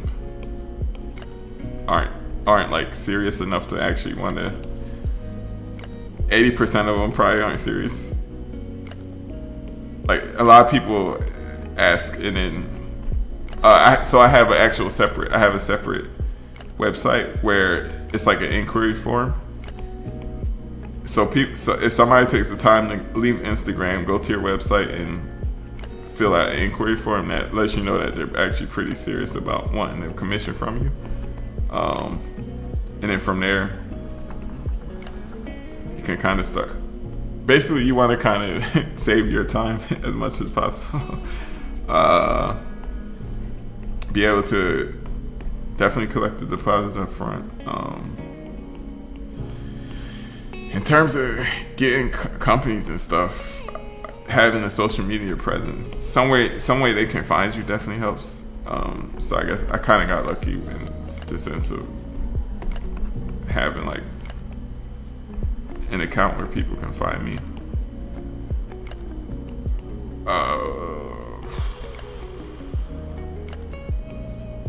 What else? None of that's really advice though. I don't know if that's helpful.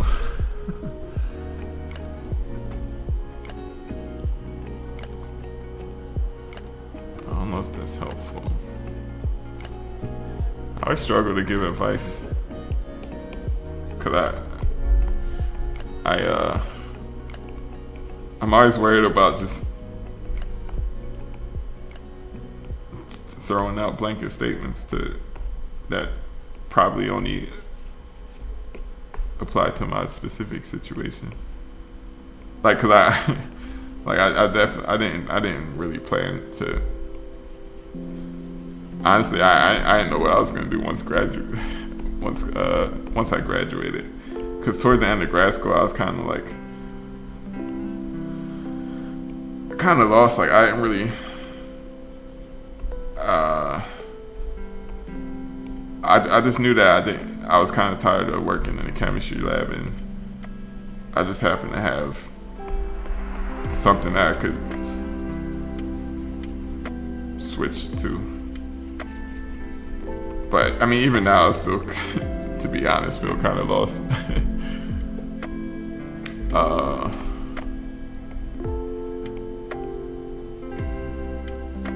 But I don't know. I just keep making art and keep posting it. People keep asking me for stuff, so I guess when people start asking me for stuff, I'll be forced to either learn how to reach out to people or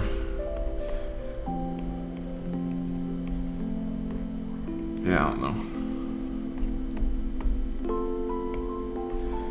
I've just been kind of focused on just trying to get better, and opportunities kind of present themselves. But that's not. I wouldn't recommend it to anybody else.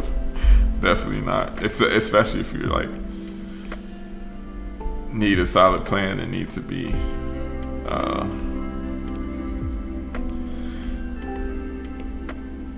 don't know. That's why I don't give advice, because I wouldn't give that advice to somebody else at all. Let's see. Nice. Thank you.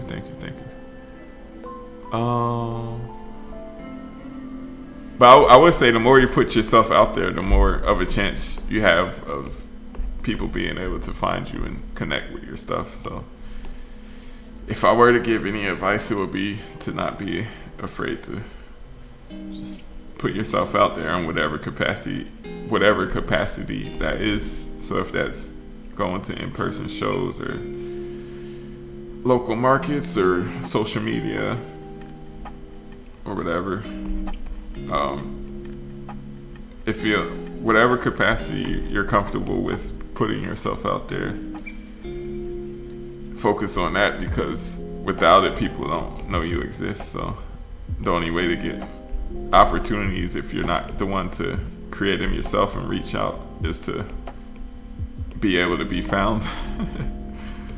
It's probably more reliable to be the one reaching out yourself.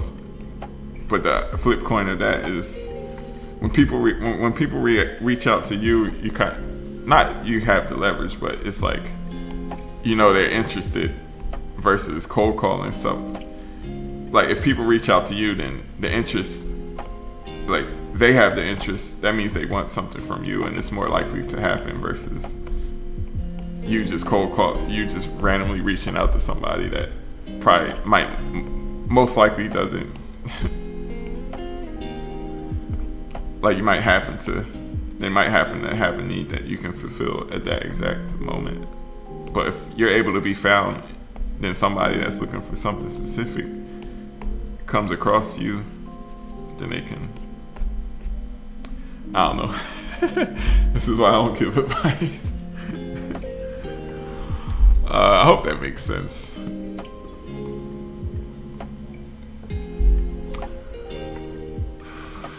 Do you have any particular projects in mind for the future? Anything you want to try that you haven't tried yet?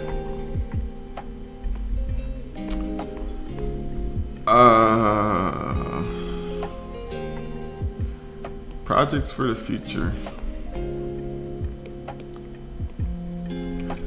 I think I would want to do. I did just finish a book cover for like a teenage novel, which was actually really fun. So I actually like that a lot. I like cover, like one-off illustrations. It's like it feels like a book cover, a comic cover, or some kind of cover. Something like that would be really fun. I'll definitely be open to it.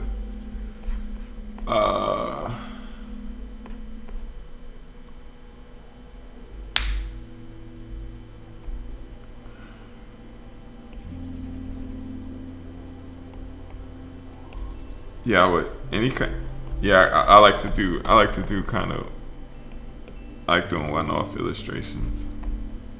So something like that, whether it's an album cover, book cover.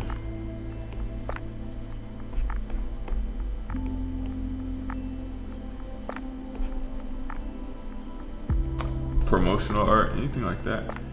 Advice for marketing commissions?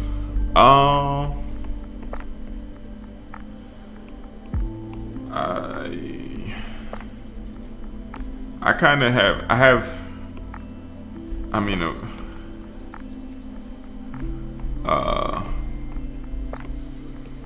advice for marketing commissions. Once again, something that I could be much better at. I guess my marketing is people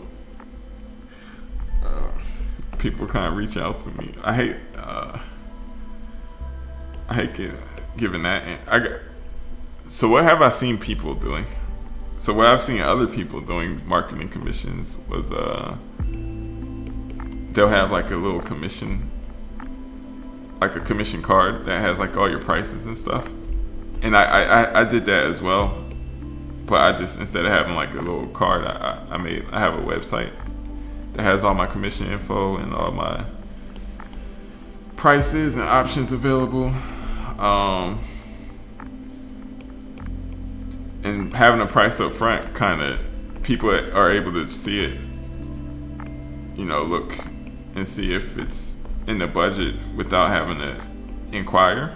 So just having it listed, it saves them time to be able to quickly see and okay, I don't want to spend that much for a commission, or okay, cool, it's in budget.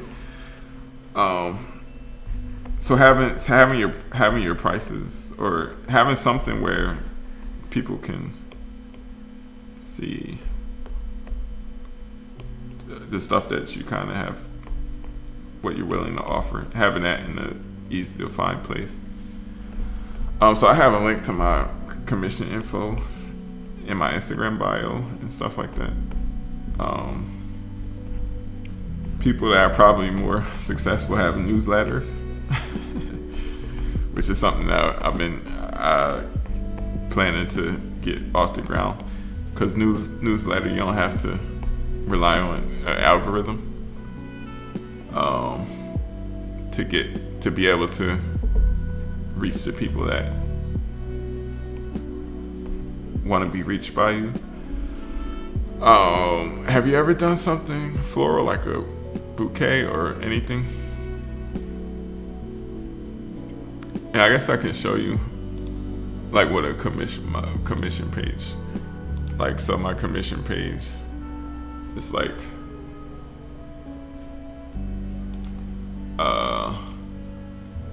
commission info, and I have like all the prices, all the options and stuff. And then it's like a form where they can submit, you know, if they want a commission, and they'll, you know, pick it up from here.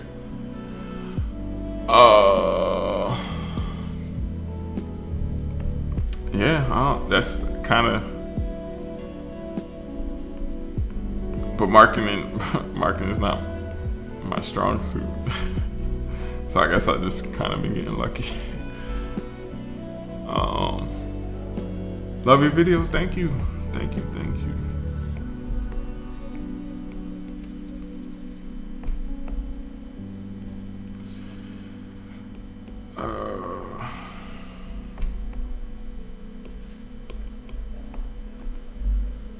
How long has it been? It's been 2 hours.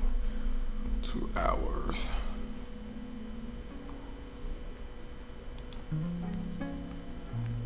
I feel like I don't give good answers. Cause like I don't want to come across as like some kind of guru or something, like a marketing, like a art guru, or like, to be honest, like I don't like giving advice on how to grow your account or how to, like, all this stuff. To be honest, I just stumbled into it. So like, I don't know if it was, I mean, the things that I kind of just focused on was just trying to get better at art, and everything else kind of has just been, I wouldn't say falling into place, because I'm not rich, and I make enough to pay the bills, but it could be more.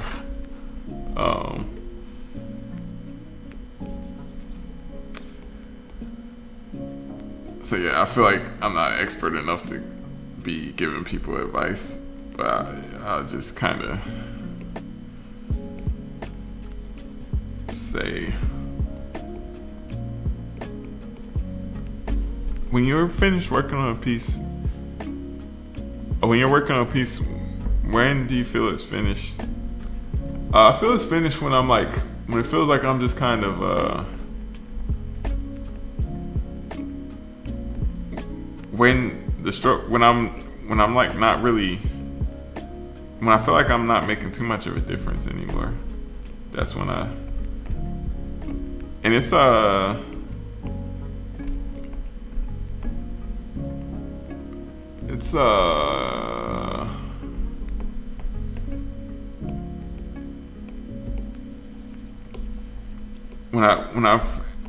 I feel like when I'm not making too much of a difference anymore, when I got appealing shapes that I like, and when it feels like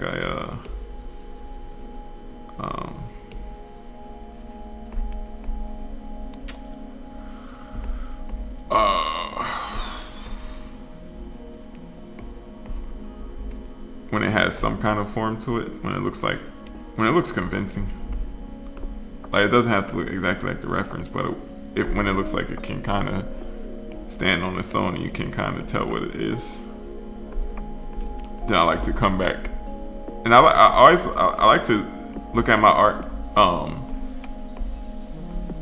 the next day. I like to give it a day to come back and see what other tweaks can be made with fresh eyes. I always find it hard where to give light and shadow. You're doing great. Thank you. Yeah, light and shadow and like trying to see values, that's kind of my main priority, and from there the actual color. Like I would say that's kind of my the first priority is the values, and then from there color. But one thing you can do if you want to make your picture grayscale, if you make a new layer on top of everything, you set the layer to color, set it to color, and then if you color drop just black, if you color drop just plain black, it will turn it grayscale. So now if you hide this layer, I don't know if that's showing up on camera, but you can turn, that's a way to have like a grayscale check to your picture. I get what you're saying. Thank you. Yeah, no problem. This looks amazing. Thank you. I guess that's that diplomacy that Libras are known for, apparently. It might be something to horoscopes after all. Like I was always pretty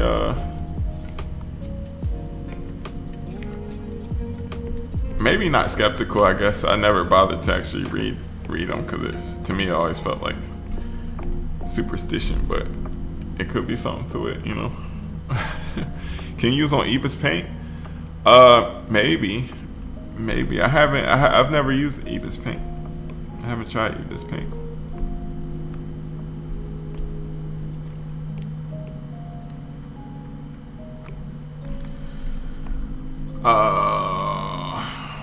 Let's see.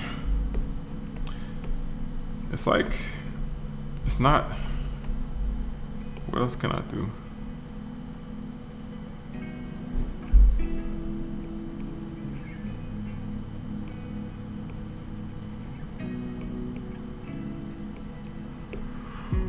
What's a good streaming day?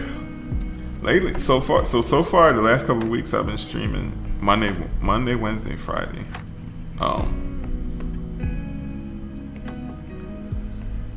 Between 8. I usually go from 8 to like midnight, but I might try to find a different time. So I'm not going to sleep real late, even though that's what time I usually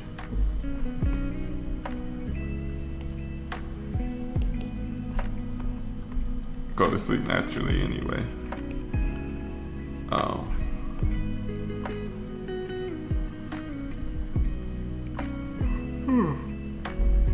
Got tired.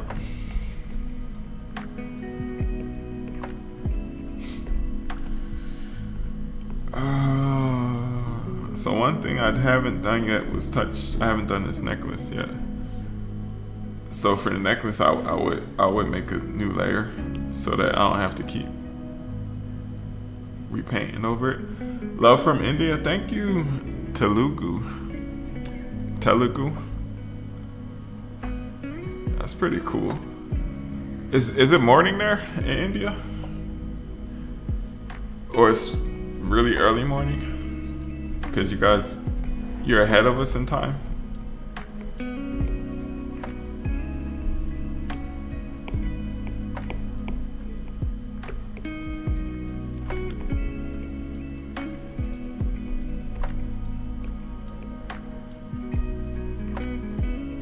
Love your videos. Thank you.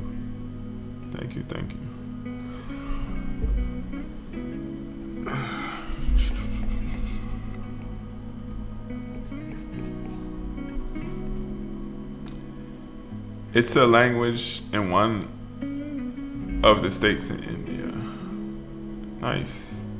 What kind of brush are you using? This is the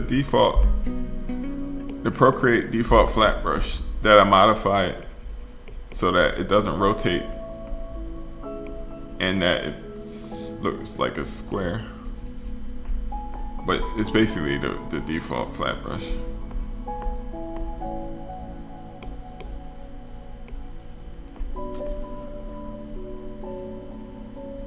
I am.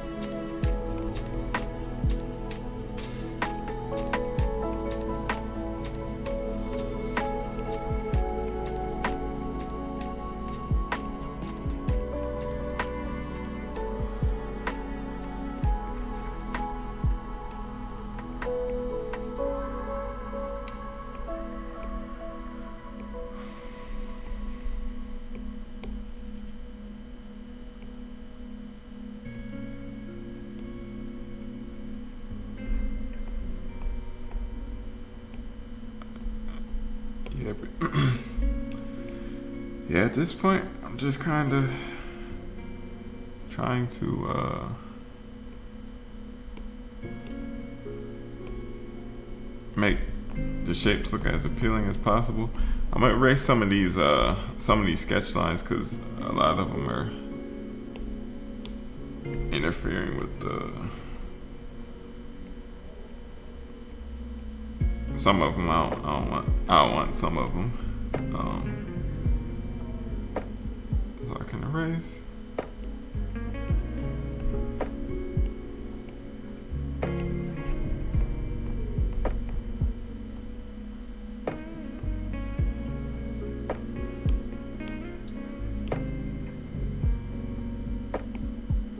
I feel like the brightness just went down.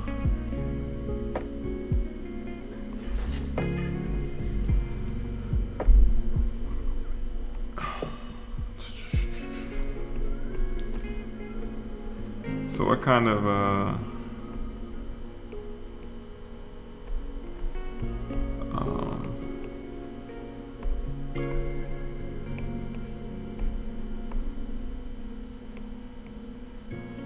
I was gonna ask something, I just forgot.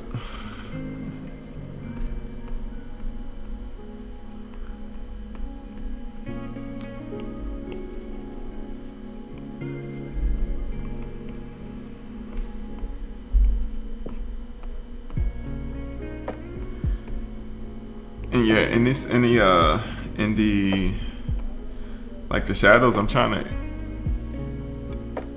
to have a lot more visual interest instead of just like a flat. Like in the camera, it's really not like I'm trying to kind of emphasize. I don't know if it's quite visible, but like there's like very faint bounce light here and here. That's like something I'm trying to accentuate a little bit, but it's super subtle. And if you're just looking at the picture, it's kind of hard to see. If you zoom out, you can kind of see it a little bit, but I think you can do the mosaic style portraits too. Yeah, those are pretty cool. Cause my style is it's not mosaic per se, but it is like that, that blocky,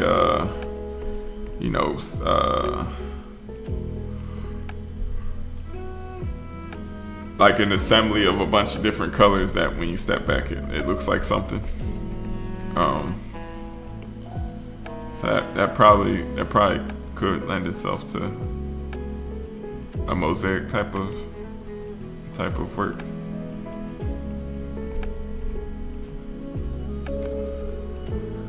I'm kind of tired today, and I just realized I woke up early. I woke up at I couldn't sleep, so I woke up at 5. I couldn't sleep, so I just got up and went for a run. And now I'm kind of tired.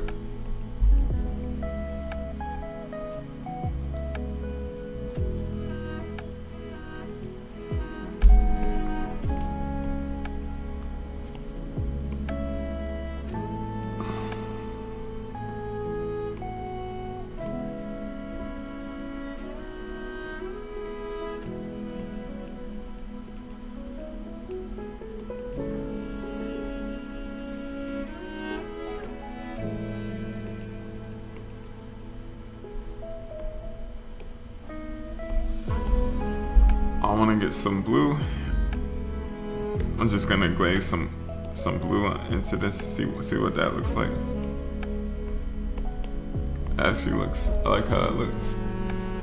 Just tiny glaze into all the highlight areas.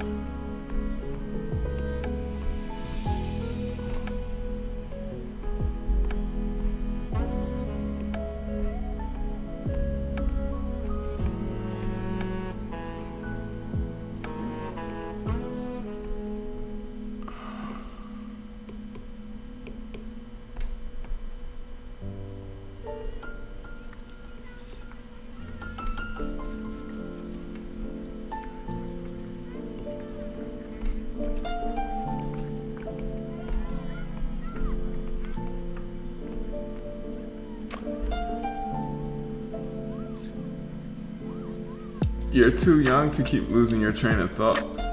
Do you take vitamins or do you eat enough vegetables? I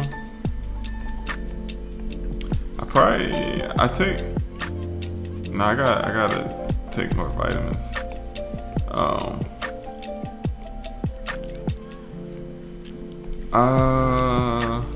I think it's probably because I'm at least it's worse when I'm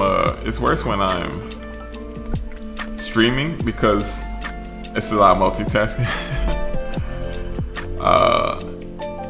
So I'm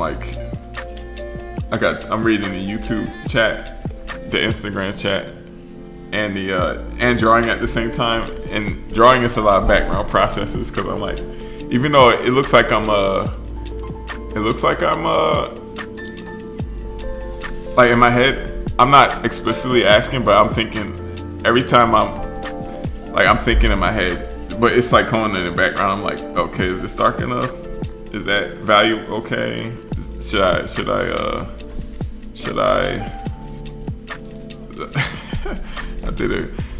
shift it a little bit? Can I add some blue? I'm even though I'm not saying, I'm asking myself a lot of questions about the painting, but it's happening subconsciously. So when if I have to stop and if a question, sometimes I have to sometimes it gets backed up a little bit. It's like RAM. It's like your computer RAM. But sometimes in normal conversation, I do find myself. I don't find myself losing my train of thought too much, but I do find myself forgetting the word that I'm looking for. So maybe that could be something. But that could be explained probably by not I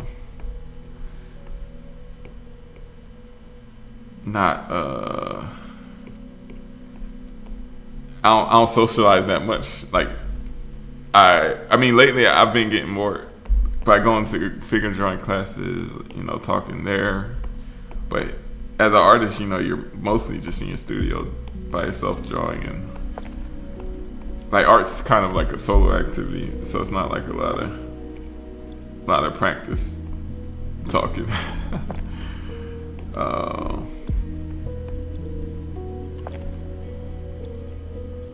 But I don't have the best sleep schedules, so that's definitely something that I need to work on as well. I've never really slept well ever since even high school. That looks good. Beautiful work. Gotta go. Have a nice weekend. Thank you. You too.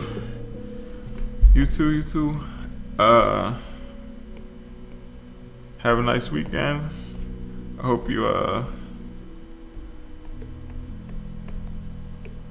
you do something fun. I think we're, at least here, I think we're gonna have some nice weather, so looking forward to that. And yeah, I'll catch you next time. This is beautiful. Holy moly. Thank you. Looks good. Thank you. Yeah, I think this I really like that blue that I put in there. Yeah, I think it looks nice in this specific area. But I do need vitamins. I take calcium pills and biotin. And I used to take the Centrum multivitamin, but I ran out. I just haven't bought more. But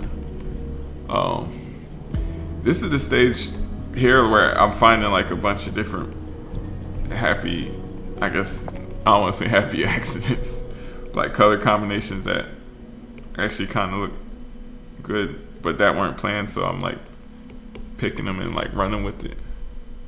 So it's kind of cool.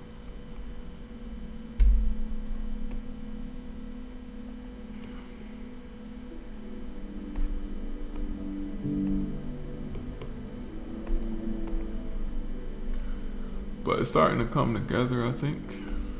I'm liking how it's coming together.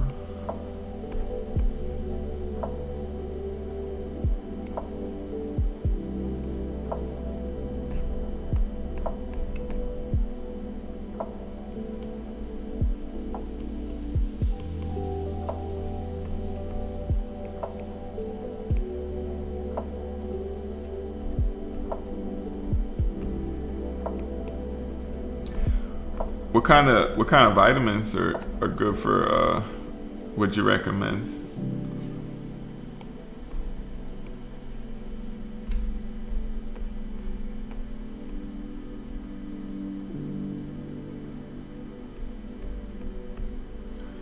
This highlight on her lip is much brighter than I have it.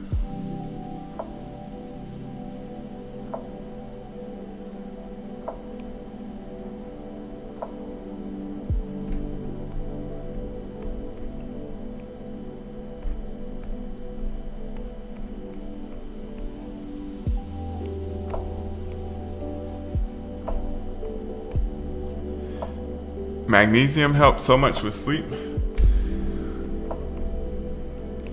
Yeah, I gotta try that out. What I've tried before, I've tried melatonin, but it doesn't help me stay asleep. So like my issue is, I can no matter what, it doesn't matter what time I go to sleep, I can't sleep for more than like 4 hours straight. Like if I were to go to bed, if I go to bed early, so if I went to bed at 8, it's like a guarantee that I'm gonna wake up at 12 or 1. Like guaranteed. It's like clockwork. If I go to sleep at 1, it's guaranteed I'm gonna wake up at 4 or 5. If I stay up all night and go to sleep at 8, I'm guaranteed to wake up at like noon. For some reason, I just can't sleep longer than 4 or 5 hours straight. And then during the day, I'll just have moments where I just pass out and I'll wake up.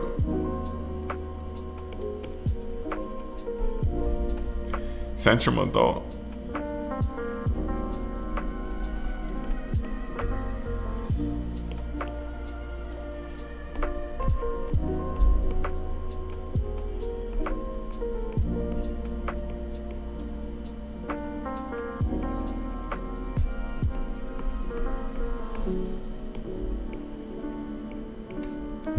Like even today I was like, last night I went to sleep at like midnight, and I woke up at 4:30 and couldn't go back to sleep. So I just went for a run.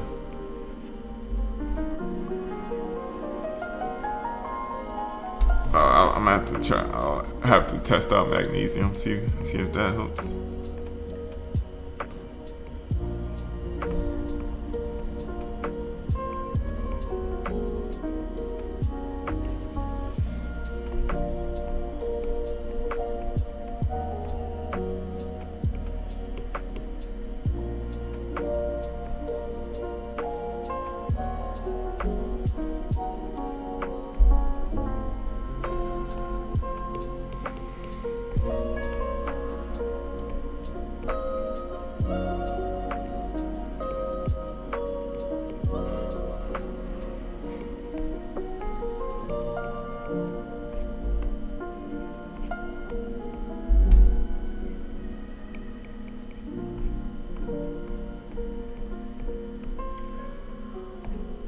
Yeah, I'm pretty much. What else can I do? The necklace, I haven't touched the necklace yet. But other than that, I could just keep going back and forth with like this color blocking all day. So like at a certain point, I have to just call it.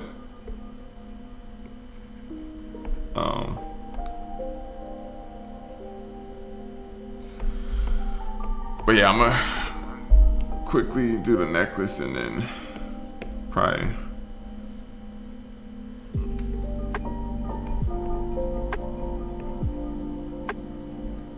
get some sleep.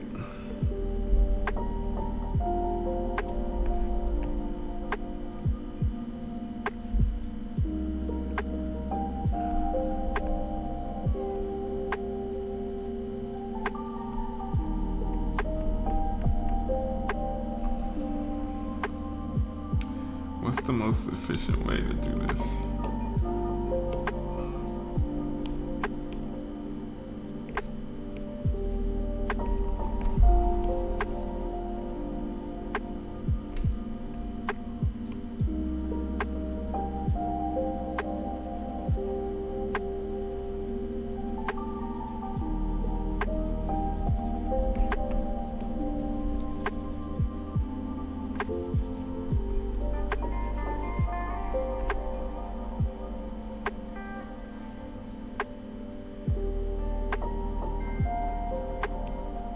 Make sure I'm on the right layer.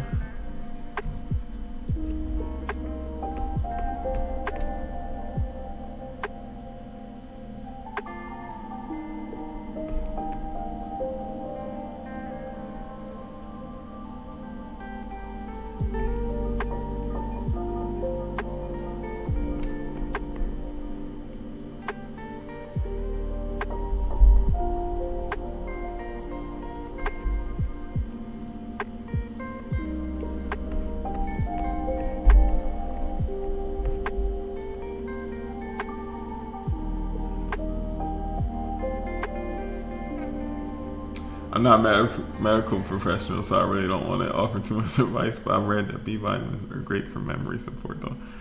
Yeah. Yeah, I agree. That's how I feel about anytime people ask me advice. Not the medical or professional part, but just like,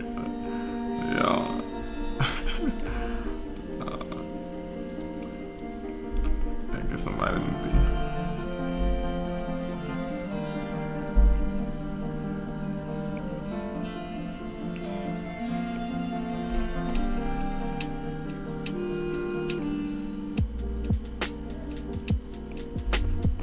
I'm just selecting all these little beads from my drawing so that it will hello from Chicago. Hey, how's it going?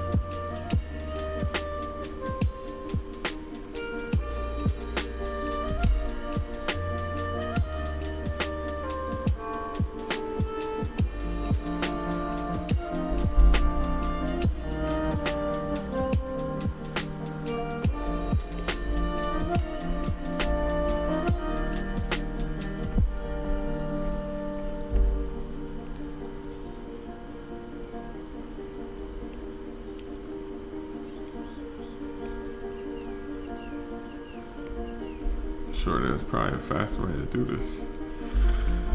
Alright, invert, cut.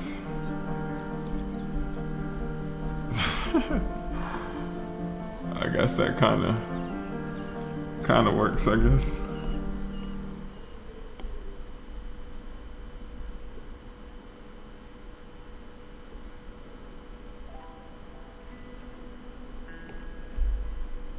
Cuts.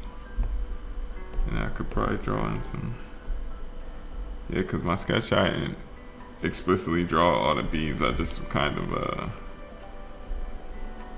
scribbled a bunch of random shapes.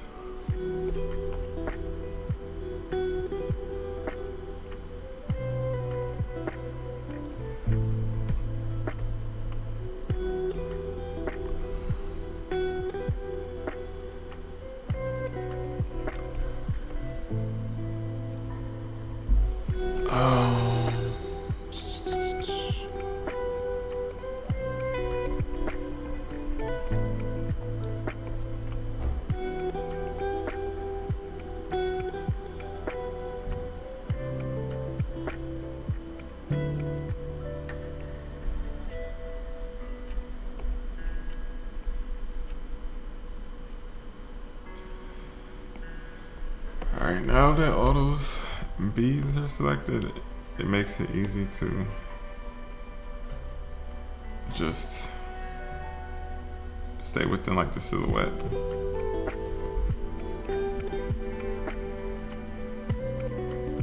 Now I'm just gonna put random colors.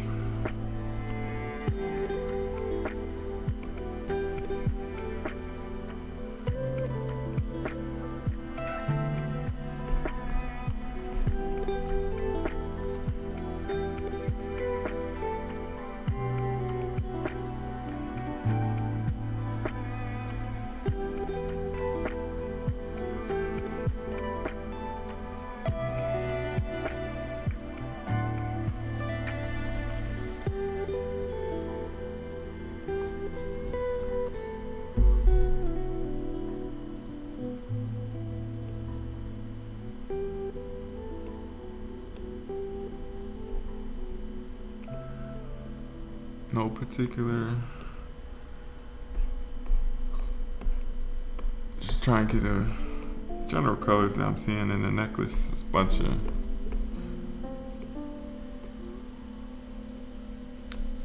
of different colors, but hopefully it'll make something.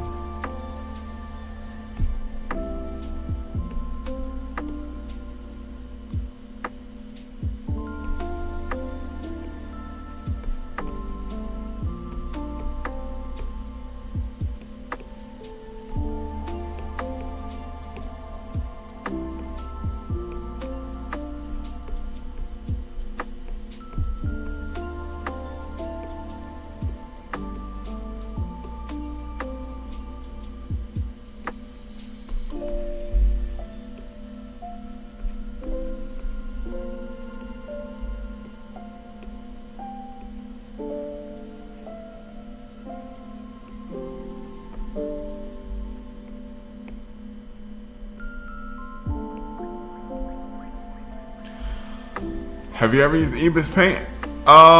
No, I haven't. I haven't used Ebis Paint. Is it pretty good? Would you recommend it? How long have you been working on this one? It says the stream's been going on for 2 hours and 2.5 hours, and the time-lapse replay says this time-lapse replay says it's been an hour, but that only accounts for like the actual. So it's been an hour of like actual brush strokes. So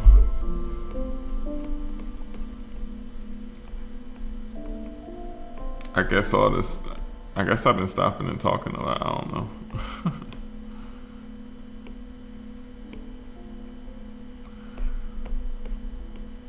But yeah. How long have you been working on this one? So good for 2 hours. Thank you.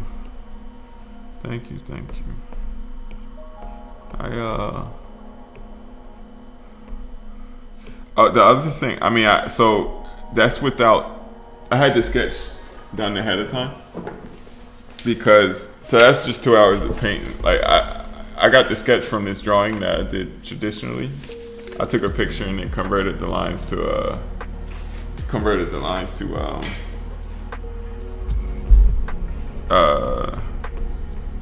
line art in Procreate.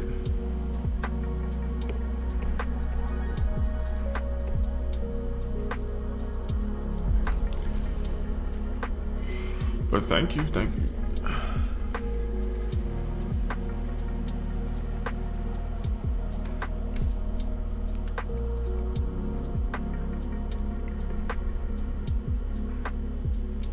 I think like the gaps between the beads kind of help sell the illusion of beads. No, did I miss converting the lines to line art? No.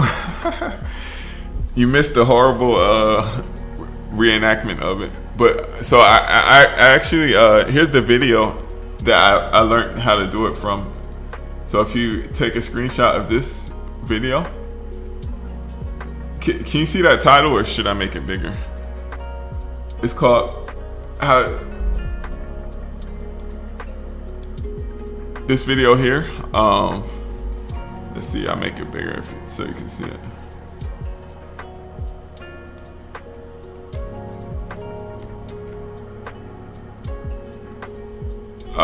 So yeah, this is a YouTube video and it shows you, and the part I was talking about happens at about around 7 minutes. I want to say like the 7.5 minute mark, where basically you take your lines, you put a black and white gradient map on it, then you take the layer, make a mask, and paste like you select the layer, make a mask, and paste the selection into the mask. Invert the selection and then combine the two together. But that video will explain it. I tried to do it on stream right in the beginning, but for some reason I couldn't get it to work, so I just pulled up the video just to save some time. But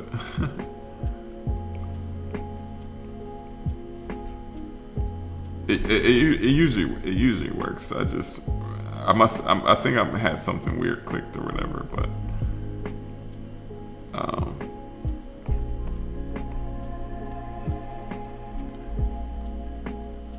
I tried it earlier this week. I thought I did it, but I realized it didn't work. Like the line worked to begin with. Yeah, so like if you do it right, it actually literally becomes like line work. Like this is directly from the drawing, and you can see below. Like it went from this. It went from this basically to this, except you can just draw under it. So all this is like basically right under it. So it saves so much time. It saves so much time because you can literally just convert your draw on paper. Cause I like drawing on paper way more than I do in Procreate. And then painting in Procreate is fun, but you just draw on paper, take a picture, convert it to line work, and then then you can just start painting right away. And if you're so you said you did get the you got that video that I showed you. Let me know if you want me to show it again. But yeah, these beads I'm just gonna kind of indicate.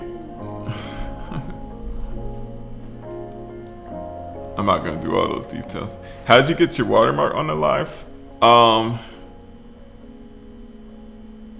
Yeah, the watermark is it's the watermark that I use for all my like time-lapse videos and stuff. But you can, if you're using like Streamlabs or whatever, you can just put it in as an element and then resize it to however you want.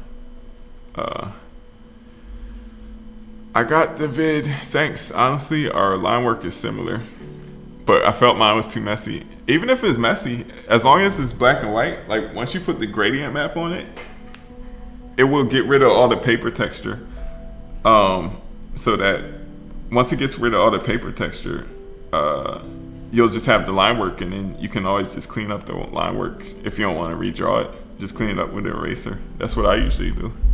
Because I can show you. This is what the original picture looked like. Where is it? I think I might have deleted it.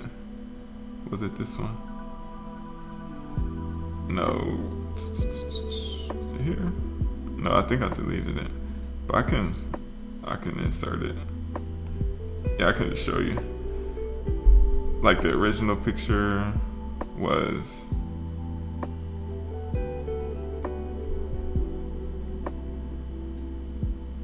This was. Yeah, so this was the picture that I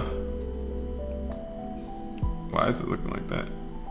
This was the picture I took with my iPad, and then once you get rid of the lines, you just have the lines in it.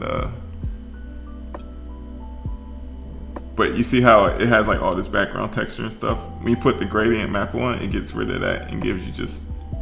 It works best if your lines are black already. Because I have done it with blue ballpoint pen, but it's just the lines aren't quite as sharp when you try to do the all those steps or whatever.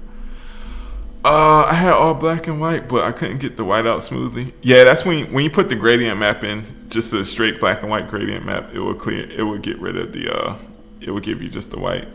Have you tried in Wacom Intuos Pro? They have an ad on where you clip it to the tablet and you draw on paper and it shows up on screen. No, I haven't tried any Wacom. That sounds cool though. That sounds cool. Does it work well?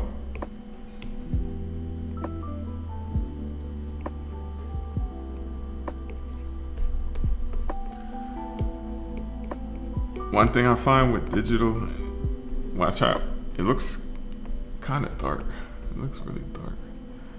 Might have to lighten this. I can't tell if it's because my brightness. Yeah, my brightness is all the way up. So this is a line layer multiply. No, it's just a normal layer. So this is the line work is just a regular layer. And the way it's set up, you can just draw behind it. Because literally it's selected. The only thing that's selected is it selects the black of the lines and deletes everything else. So you don't have to use the multiply layer. That's the reason I like this method better than the multiply layer, because if you do the multiply layer, then all the colors that you paint below it look darker. And for me, that messes me up because when I do the way I like to paint is by putting a bunch of colors down and then color picking it.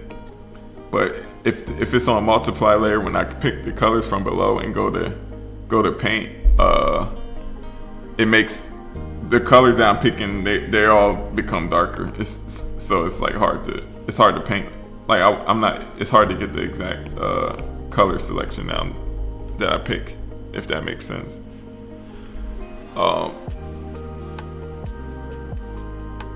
That's the step I need. That's the step I need to see good looking out. Yeah, no problem. Yeah, check that video out. It's about like the 7.5 minute mark. That's where she starts. Because in this video, she has like 3 different methods of getting your line art. And that's the one I like the most, where it's literally, it converts your drawing to line art.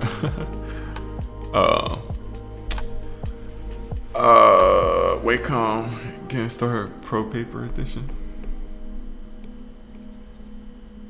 I think I switched to a round brush. Where is my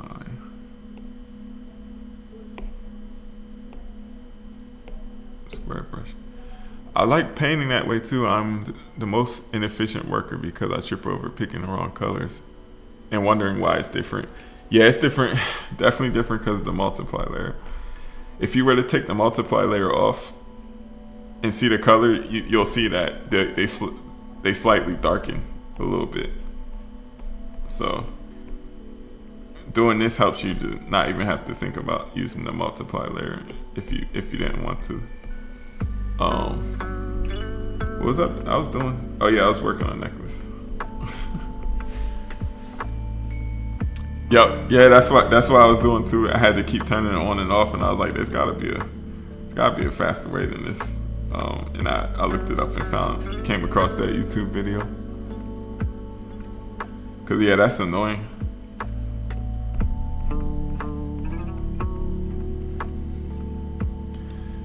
These beads, it's like, since they're clear, they get like, it's like lighter towards the edges of them, and then kind of darker in the middle. So I'm just gonna like try to simulate that quickly, something like that. Hopefully that kind of reads as transparent. Maybe far away it will, or maybe it needs a little bit more, little more highlights. I don't know. And in the middle is a bit brighter too. That kind of looks like a clear bead. What'd you say? Put the alpha lock back on.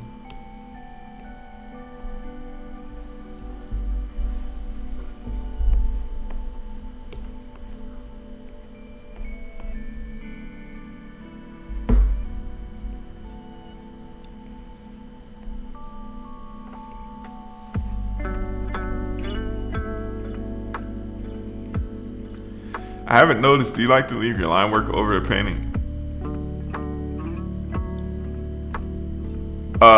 Yeah, I'll leave the line work in. Since this painting is so dark, you can't really see it unless I like zoom all the way in. But in general, yeah, I like to leave the line work in.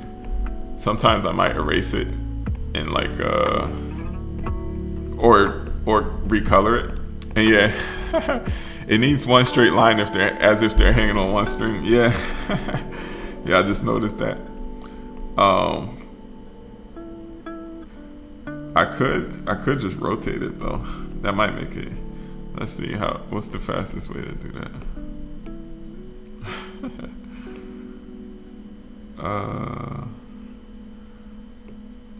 Yeah, I could just do that. And then just ignore the sketch layer. Something like that. And just try to line it up somehow. Or you know what? I could just liquefy it. Let's see.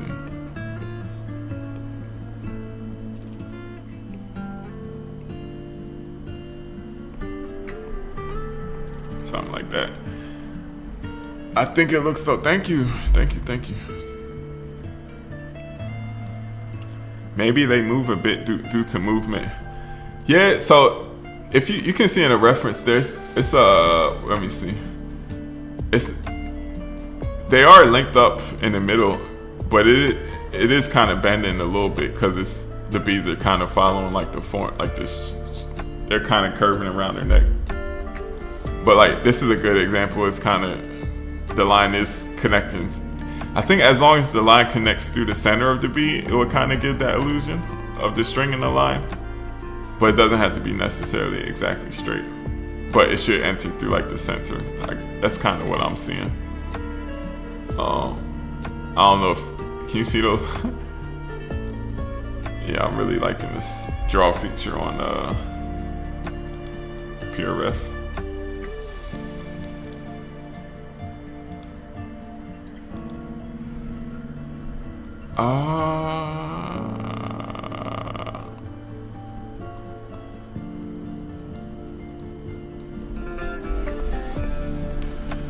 And then the other thing is having it be a bit brighter towards the center, kind of towards the center and edges, kind of give it that transparent look, and darker in the middle.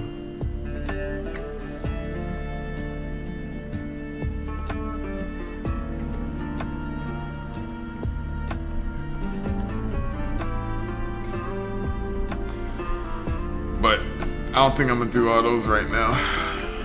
What time is it?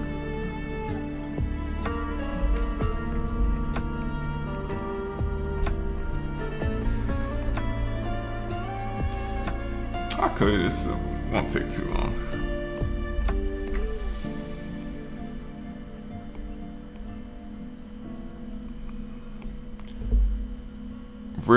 Real beads do that. Yeah, if it's too straight, it doesn't look real.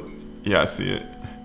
Yeah, it's because they're different size beads, but it's going through the center of each one. So if a bigger bead is next to a smaller bead, and it's going like this is a perfect example right here. Like this is a big bead right next to a small bead, and since the line's going through the center, the small bead is going to be closer to the skin, so it drops down a little bit, and then this one kind of goes back up. But if it was just a straight line, it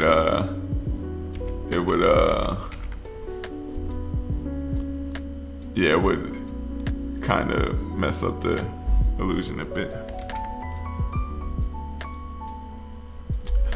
Your live streaming skills are insane. Thank you.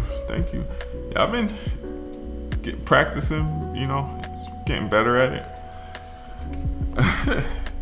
If you're here long enough, you're guaranteed to see me lose my train of thought several times as I'm trying to explain stuff. But yeah, I'm just chilling, practicing, trying to not too much. It's not really any pressure. Just having a good time. Yeah.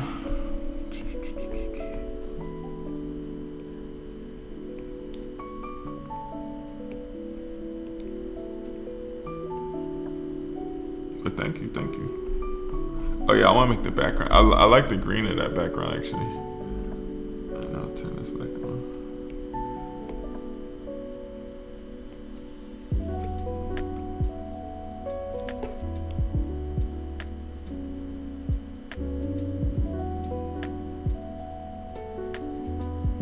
One thing though, I think I am pretty good at color matching by eye. I think that comes from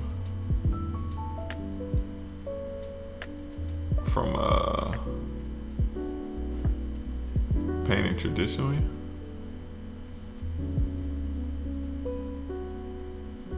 I feel like we're getting there. It needs to be is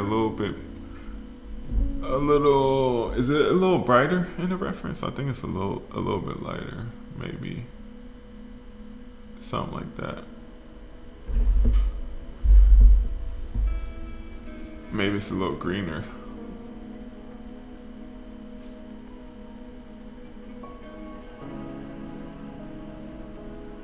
Something like that.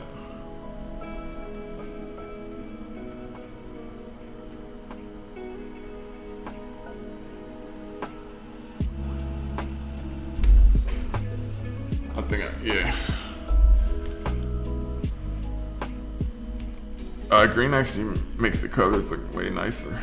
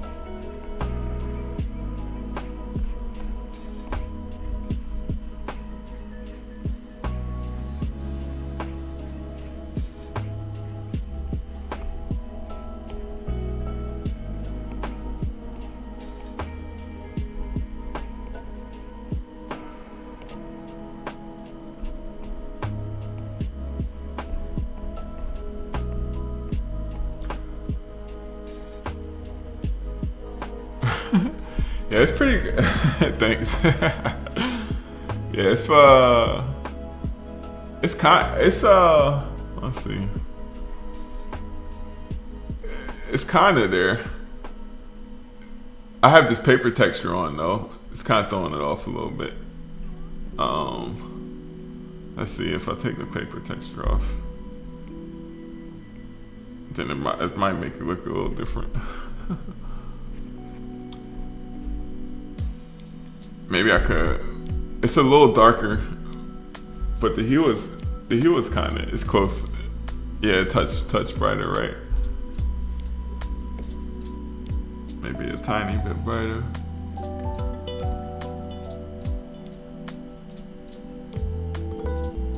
Something like that.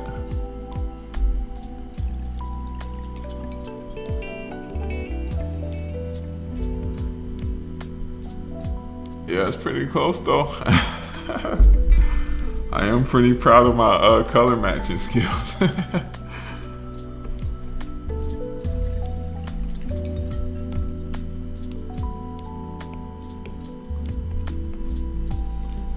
What I noticed once I started going to like portrait painting sessions and life drawing painting sessions, I feel like my color mixing definitely my ability to see colors has gotten a lot better. Because when I was first doing digital, all my colors were just so saturated. But like getting better at painting traditionally helped. I don't know. I feel like it's all related. It's all related.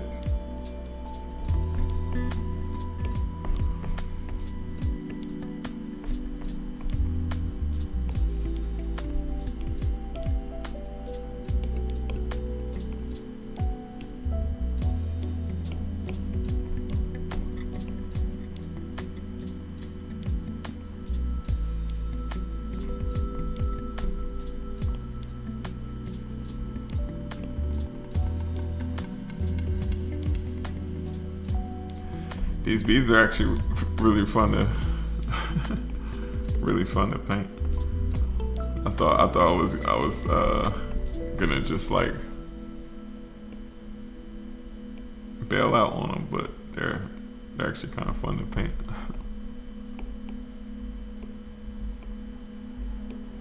Just put like a bunch of random shapes.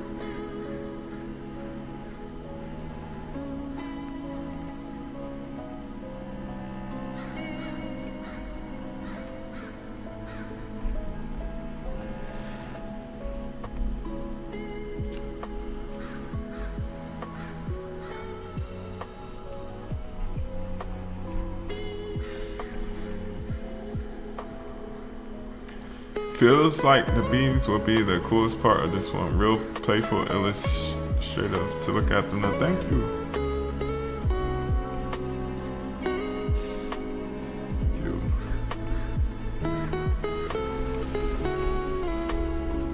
Yeah, I always like trying to see what you can get away with. Like when you zoom out, they're kind of starting to look like beads. But when you zoom in, it's literally just weird shapes.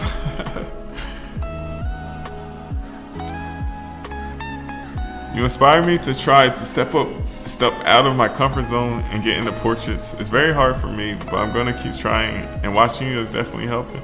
Yeah, give it a shot. Give it a shot. Portraits are challenging for sure. But if you being able to do portraits makes everything else easier, because it's like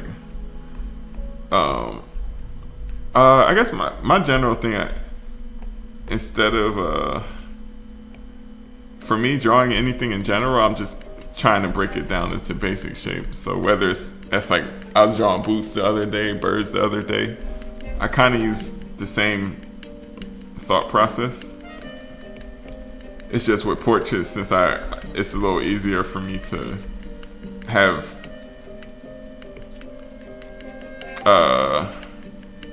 portraits. I did like a lot of anatomy studies and stuff like that, so that kind of helps me be able to, if I can't see something directly, I'm able to infer it because I can kind of, I know it's below the surface. But even if just copying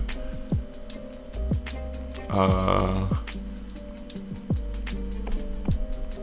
yeah, you should give it, I guess I forgot what I was talking about, but definitely give it a try. I think you'll have fun. Brother wishes the best device brand for starting this art. I'm using the iPad. It's an iPad. I'm using an iPad Pro. And it's nice because you're not buying it specifically. Like, it has plenty of other, I won't say most people have iPads, but way more people have an iPad versus a specialized like a Wacom tablet or something like that. So that's probably a good spot to start.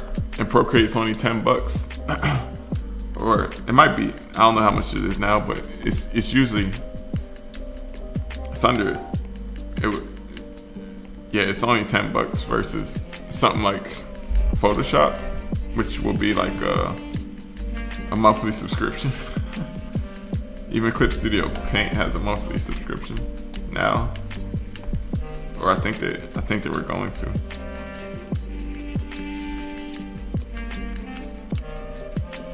But it's kind of hard to beat Procreate for how powerful it is for how cheap it is. I meant to say iPad Air. I get frustrated a lot and start to erase. My problem is trying to get the picture perfect when I know it's never going to be as perfect as the original picture. It's not supposed to be exactly the same. Part of finding your style is embracing those differences that you see from the reference versus the photo. Like, unless it's not like unless your goal is for exact likeness. There's different things you can do to help with that, but if you're trying to have like a unique interpretation of what you're seeing, then embrace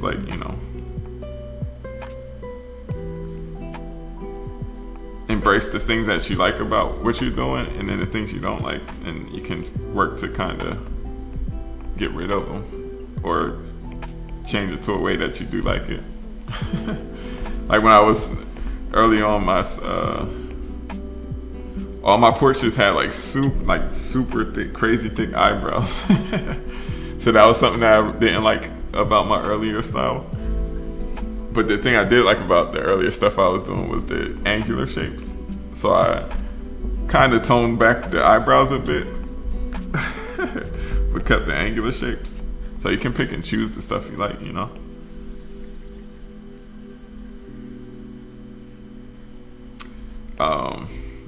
And it wasn't something that I intentionally set out to I'm gonna intentionally draw with straight edges and stuff like that. It was just, I stumbled across it by realizing that it was easier to measure distances with straight lines than curves. So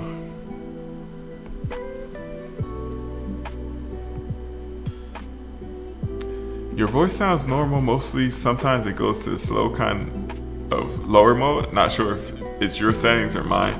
Yeah, some that happens. People have been telling me that occasionally. It might be like a connection thing, where the connection lags a little bit, and then it slows down as it's lagging, and it speeds back up when it catches up.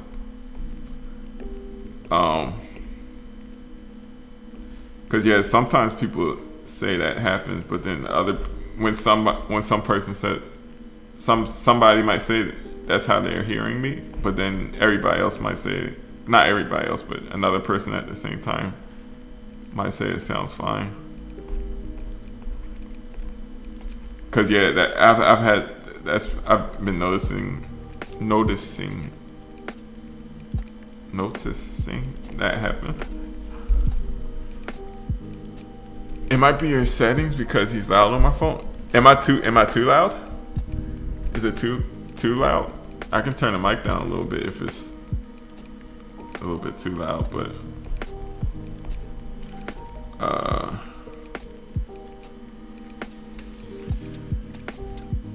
okay. Cause yeah, I had the mic set.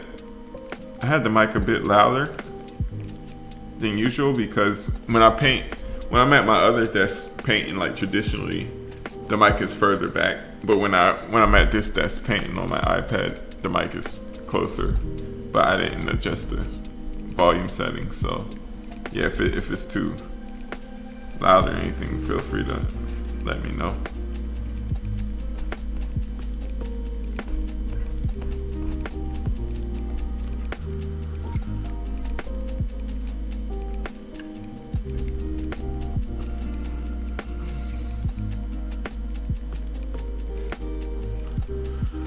All good.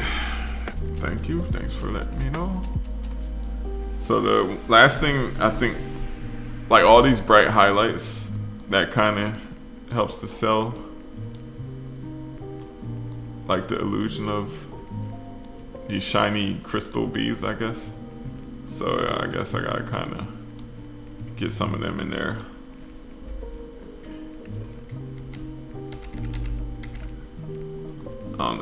I don't know if you guys can see the drawing.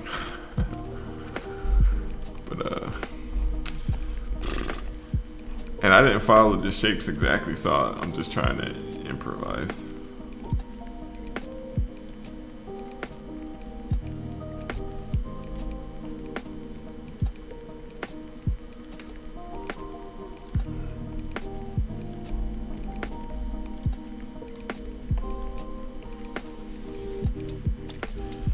Do you find it equally comfortable working on faces, bodies that are turned either left or right, or do you prefer one side or the other?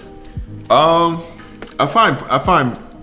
don't think, to me it doesn't matter too much what side the face is facing, but I do find profiles much, at least much faster than looking straight on, because you don't have to make sure the eyes are lined up right or anything like that. But the trade-off is that it can be hard to make a it can be tricky to make the profile not look flat. But yeah, either way, I like drawing. I think I probably tend to draw facing right or facing left a little bit more, but I don't mind either way.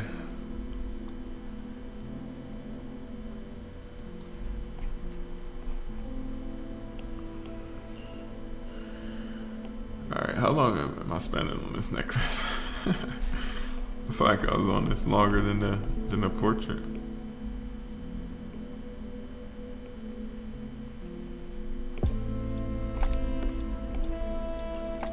I love his art so much. Thank you. I feel like this is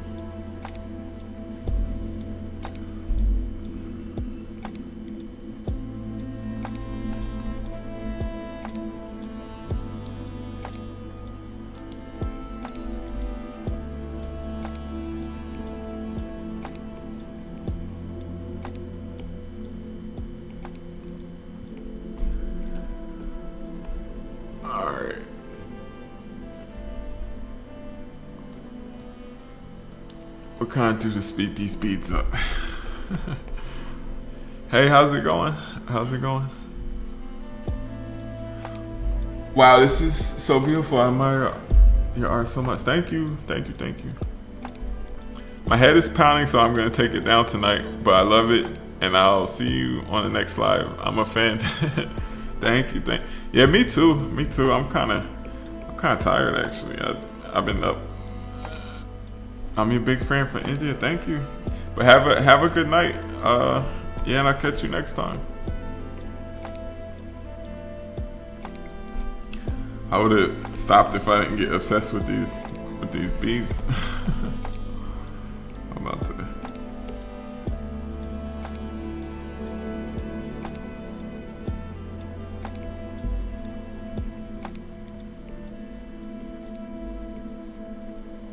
I'm actually working on something while I watch this time. Nice. Yeah, that's the best way. Like a little study group.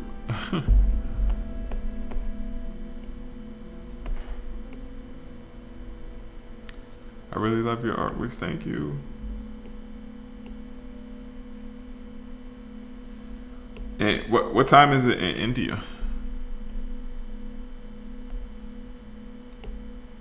Where you are? I always feel guilty just watching. Yeah, me too. I like having, if it's a live stream, I like to have something going as well at the same time. The beads look shiny. Worth it. Thank you.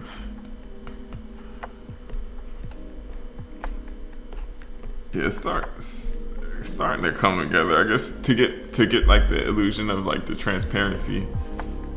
It's like I'm focusing when they're to the side. I'm focusing on making this part, like the dark part. The center and the edges are the brightest parts, and then there's like the clear part where the skin is shining through. So I try to kind of interpret that a little bit as simply as possible, and then when you zoom out, hopefully it kind of looks okay.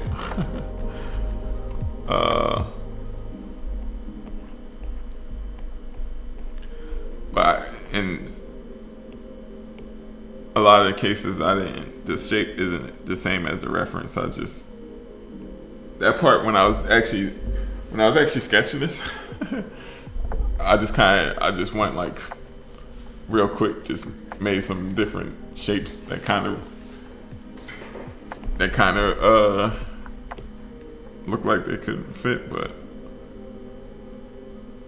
yeah, I didn't take my time with that part at all.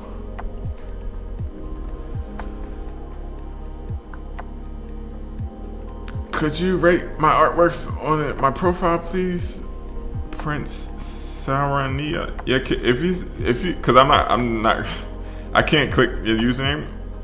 Like you can't click from the chat, and I'm not gonna remember that. Once the stream ends, I'm not gonna remember your username. So if you send me a message, that way I'll be able to at least click your profile. Cause I'm bad at remembering names, especially I'm bad at remembering regular people's names, let alone usernames. So, and from Angola, nice.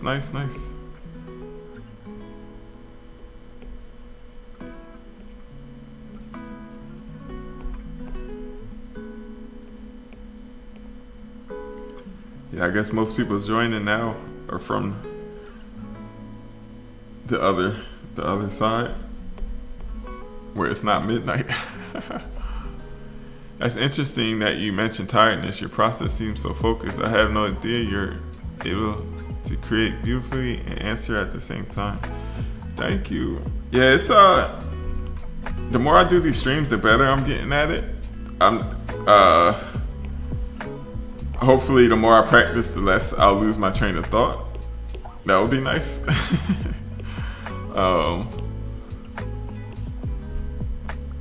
I find that it depends on the task that I'm doing that determines how much I lose my train of thought. If it's something precise, then I have to it's really easy to forget what I was talking about.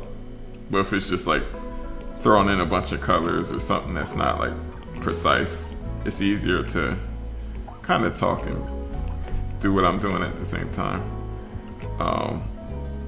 But yeah, it's been surprising to me as well, because I didn't know I would be able to do it. For the longest time, I was nervous to start streaming, but the more I do it, I feel like I'm getting more comfortable. Oh, I see what you're saying. Very transparent. Very cool. Thank you. Thank you. Yeah, right now I'm just cleaning up the base sketch. I was erasing some of the sketch lines. And Orlando. Big friend just popping in to say keep it up. Thank you. I appreciate it. I was hoping to buy an old piece of yours. I haven't been able to catch your eye about it. I love your work. Keep it up. Oh yeah, let me see. I'll make sure. Sometimes I've been finding that if it was through DMs, sometimes my DMs, it's like a different folder. Sometimes it puts people's DM in it's called like a general folder, which I like. Or what's the other one? If it's not general, whatever the other one is, and that's the one I don't check that much. But I'll check to see if I have any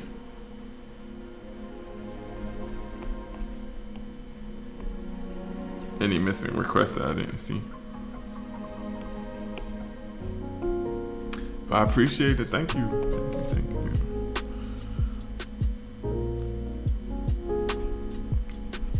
At this point, I feel like I've been working on these beads longer than the face.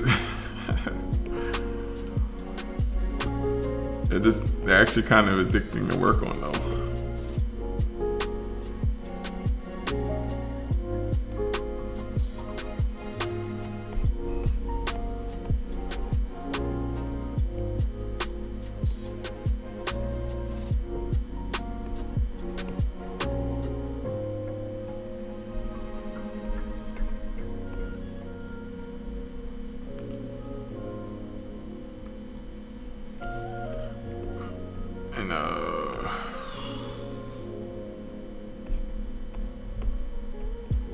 This one needs like a bit of a highlight.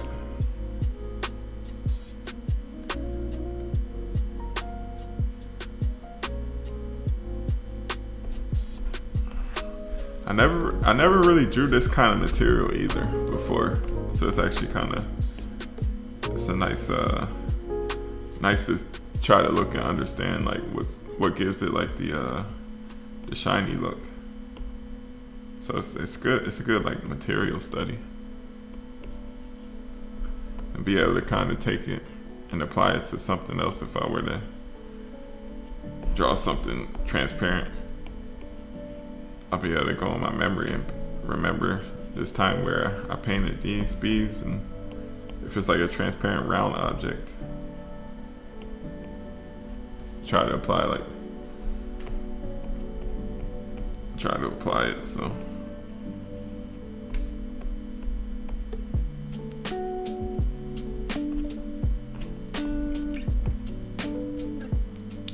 amazing work, man. Killing it. Thank you.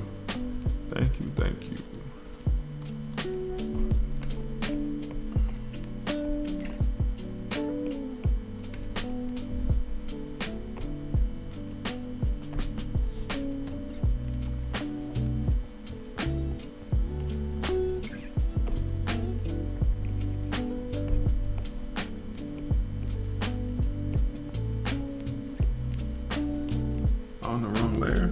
Was not drawing.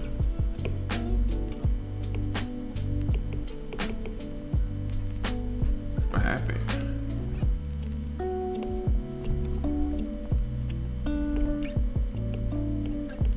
Okay, we're good.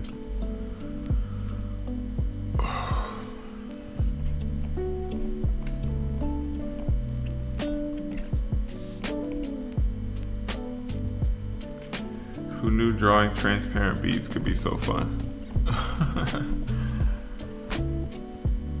These beads are starting to look alive. Definitely better than the original. Thank you. it's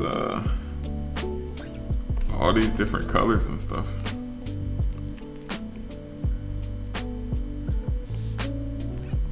And the cool thing, to make it look transparent, if you just color select the color below, that's what you can use as like, but if you glaze over it just slightly with a little less opacity, then it kind of gives the, like, you'll opacity, this is like 50% opacity, and then bump it up to 80, and then where the material's even thinner, then you can kind of do something like that to make it look. That's kind of what I did here, but this one, that was less successful. Because this shape actually, if it was this thin, then looking at the other ones, it would probably, this will probably be like more towards this. If this is the string, it'll probably be more towards here. Because this one's actually, it's not really shaped like any of the ones that I've seen. And it's kind of like not quite as dark. It wouldn't be quite as dark. Like these beads, they're kind of starting to turn away into the light, so they're not like these beads. We're looking, they're almost perpendicular. Is that the right one? This bead is perpendicular, so like you can see right through to her skin. So that's why it's looking dark. But as they curve away, the angle, you're not looking right through the bead to her skin, so you're not seeing any of these like dark patches. It's more so the light's refracting, or yeah, it's more so refracting. And you're not really seeing right through.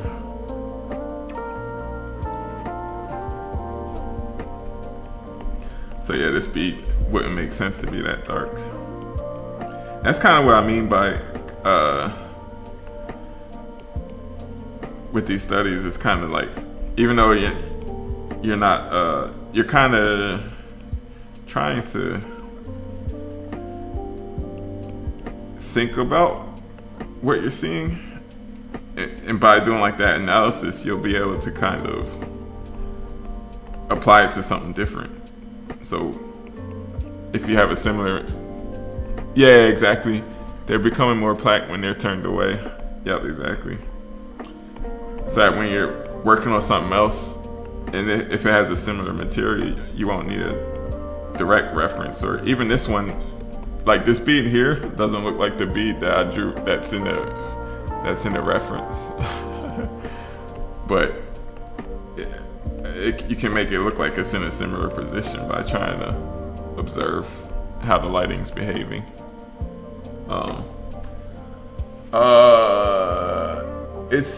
That's cool. You can glaze like that. Yeah, I really like using, because I like using the opacity of the brush to do all the mixing and different effects. But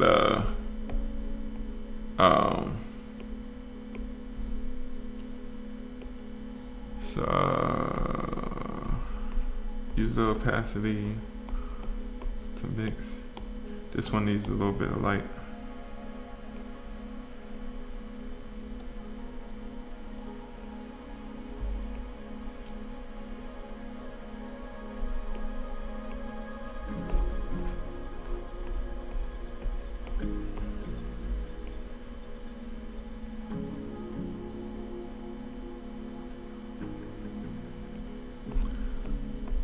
I gotta call it at some point because I feel like I could just keep working. I feel like I could just keep working on these beats. I didn't anticipate them being this fun to work on. I thought it was gonna be like a hassle, but I'm actually, it's like fun kind of thinking about how the light's like interacting with the beads and stuff. It's like a puzzle almost, a little bit.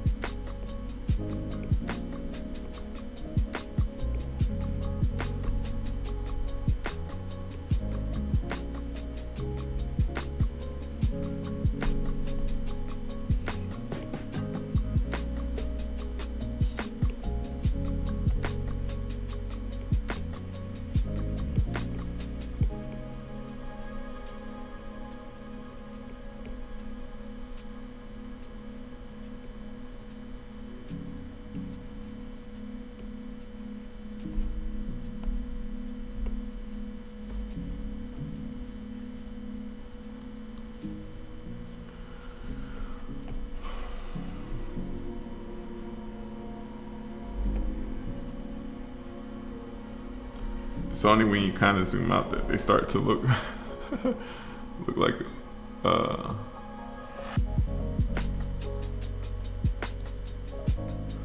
look like beads.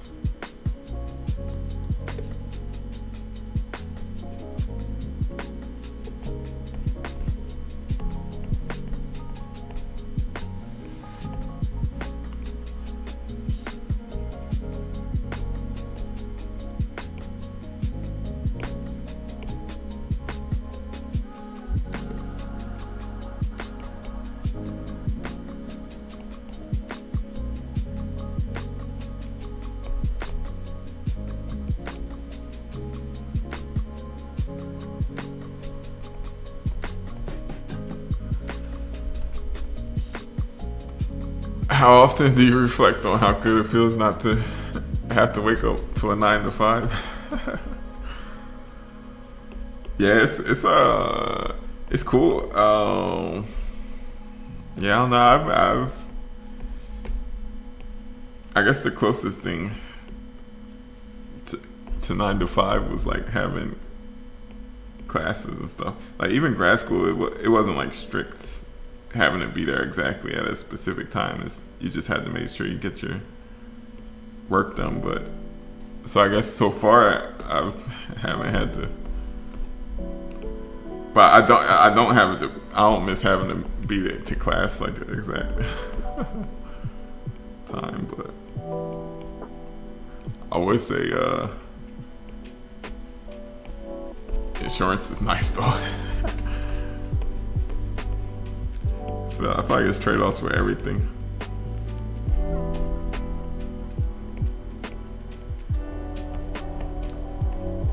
So it's always pros and cons. Wow, the zoomed out is so cool. Thank you. Thank you, thank you.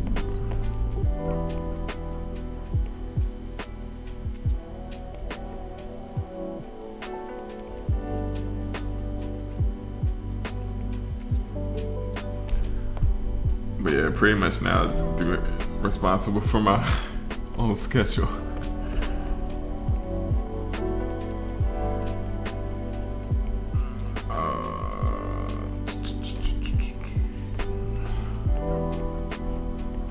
Nice, thank you, thank you.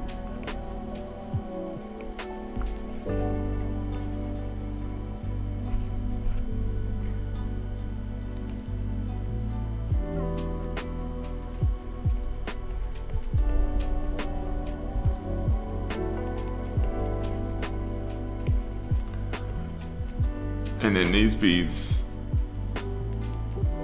it's like, it's round, so I don't know, somehow it's showing this skin a little bit through it, a little more. When it gets darker like that. So I guess it looks like it's kind of something like that. Through the top of them, the top of the beads, you're seeing more of the skin shine through, and then the bottom is kind of more. This one is like this green color.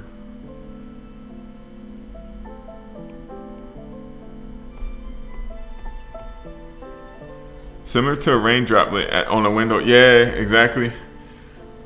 Cause here you're looking through like more of the glass, I guess, or whatever this material is, crystal, and then the top, once again, it's like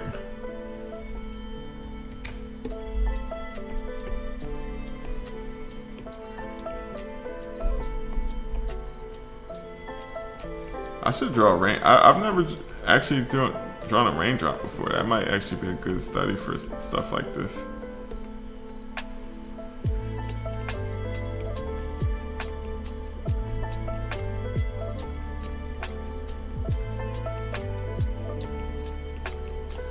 And I think a bright highlight.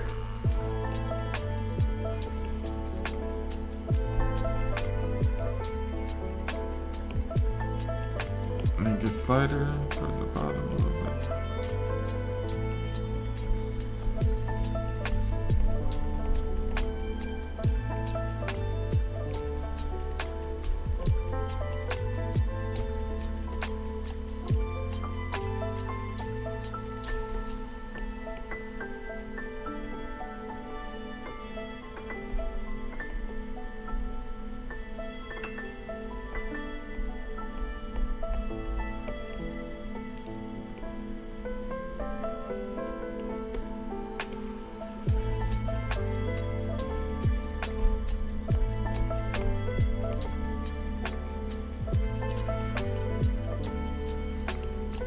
This one I'm not too sold on yet.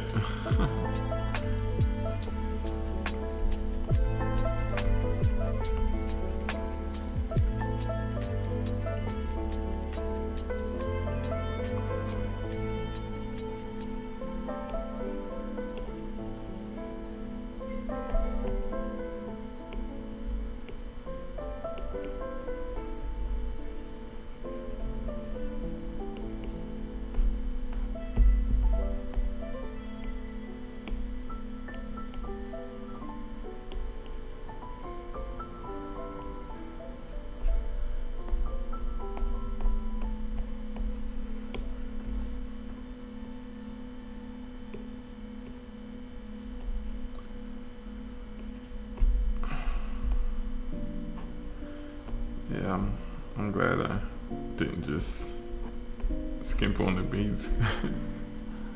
They're kind of fun. You zoom in, it's just like random shapes.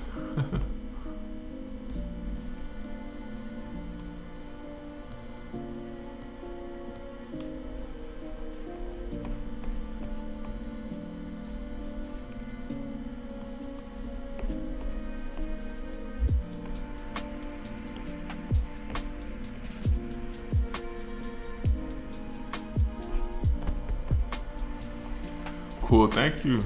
Thank you.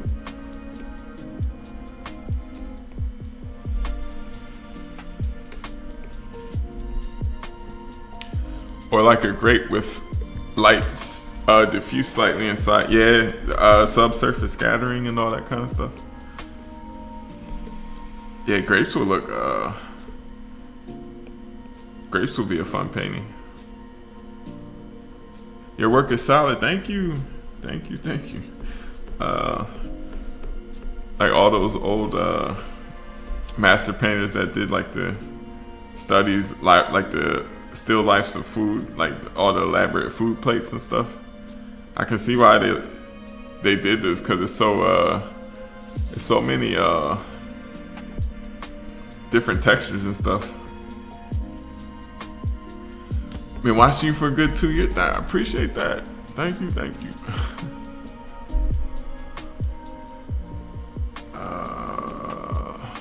What am I doing?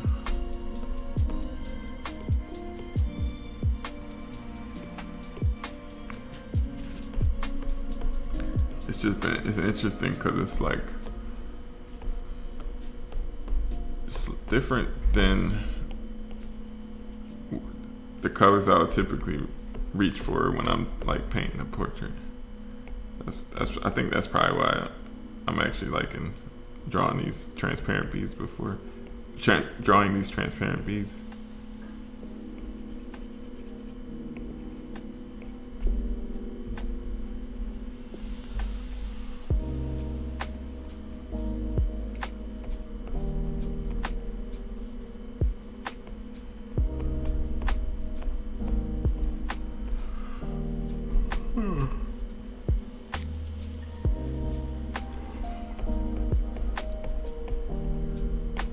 I'm really getting tired though.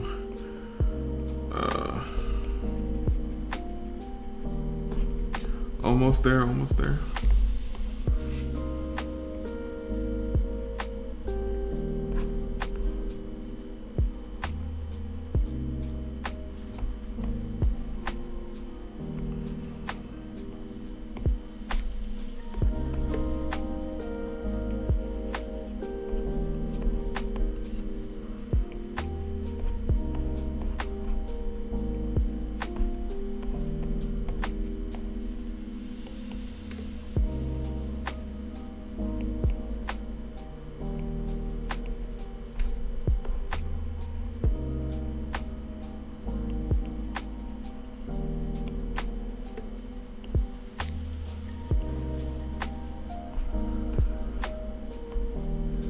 So I think the one thing that's missing, and these could use a bit more like specular, like bright highlights that kind of will help sell like this, that it's like a shiny material.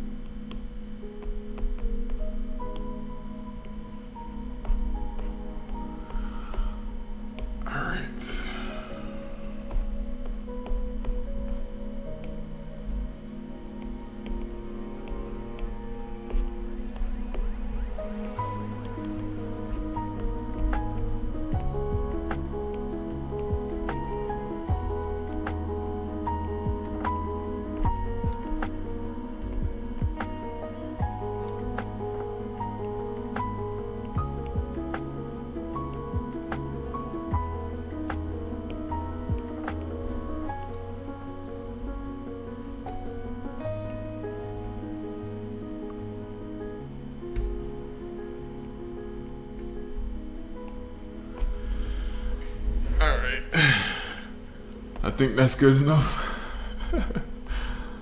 I spent more good enough time on these beats.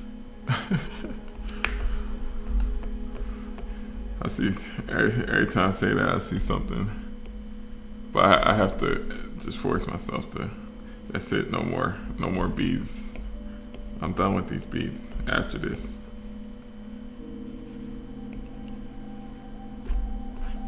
All right, that's the. Well, after this one though. After this.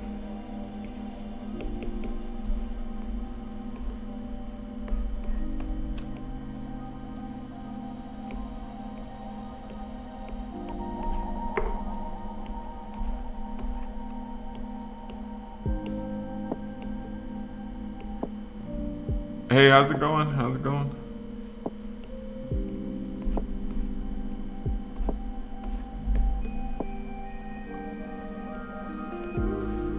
There's like some red beads in there too. I didn't even see those.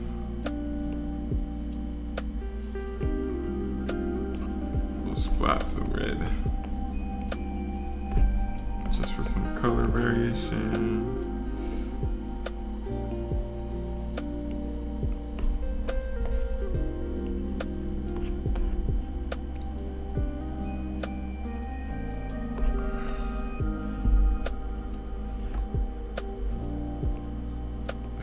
Spots of green too.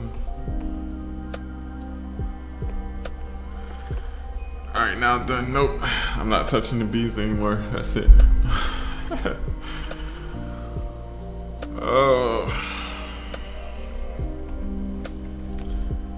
Alright, yeah, I'm kind of tired, guys. Oh, she has an earring. I didn't even notice. I'll put that in the same layer as the necklace. And it's just a quick gold.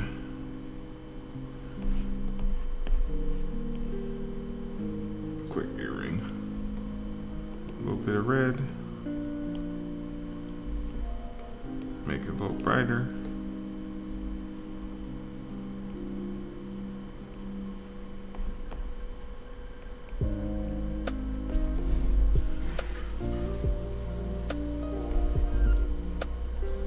Oh, I didn't even touch the ear yet. See? Every time I think. This is why I always come back with fresh eyes. So I can.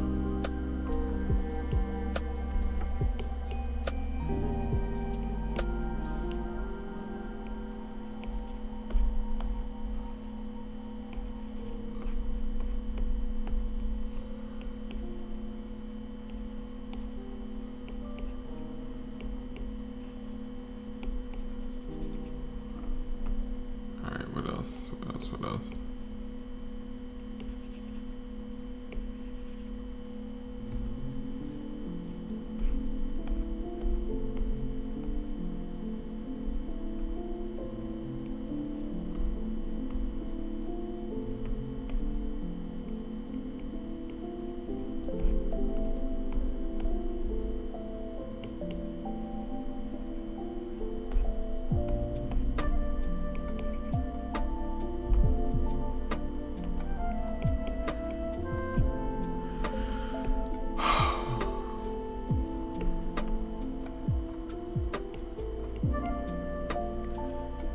Alright, yeah, I gotta stop. If I don't force myself to stop, I'm gonna just keep tweaking it and making tweaks and jumping around. So I think I'm gonna call it here because I'm actually kind of tired. But even though I spent a lot of time on the beads, I actually like how they came out. So I'm sure I'll be able to see some tweaks I can make, but I gotta see it with fresh eyes. But yeah, let's see. I think I'm gonna wrap it up here for today. Catch you guys next time. Yeah, cause I'm tired. But yeah, thanks. Thank you, as always, for hanging out. It's always fun. Catch you on the next stream. It'll probably be Monday.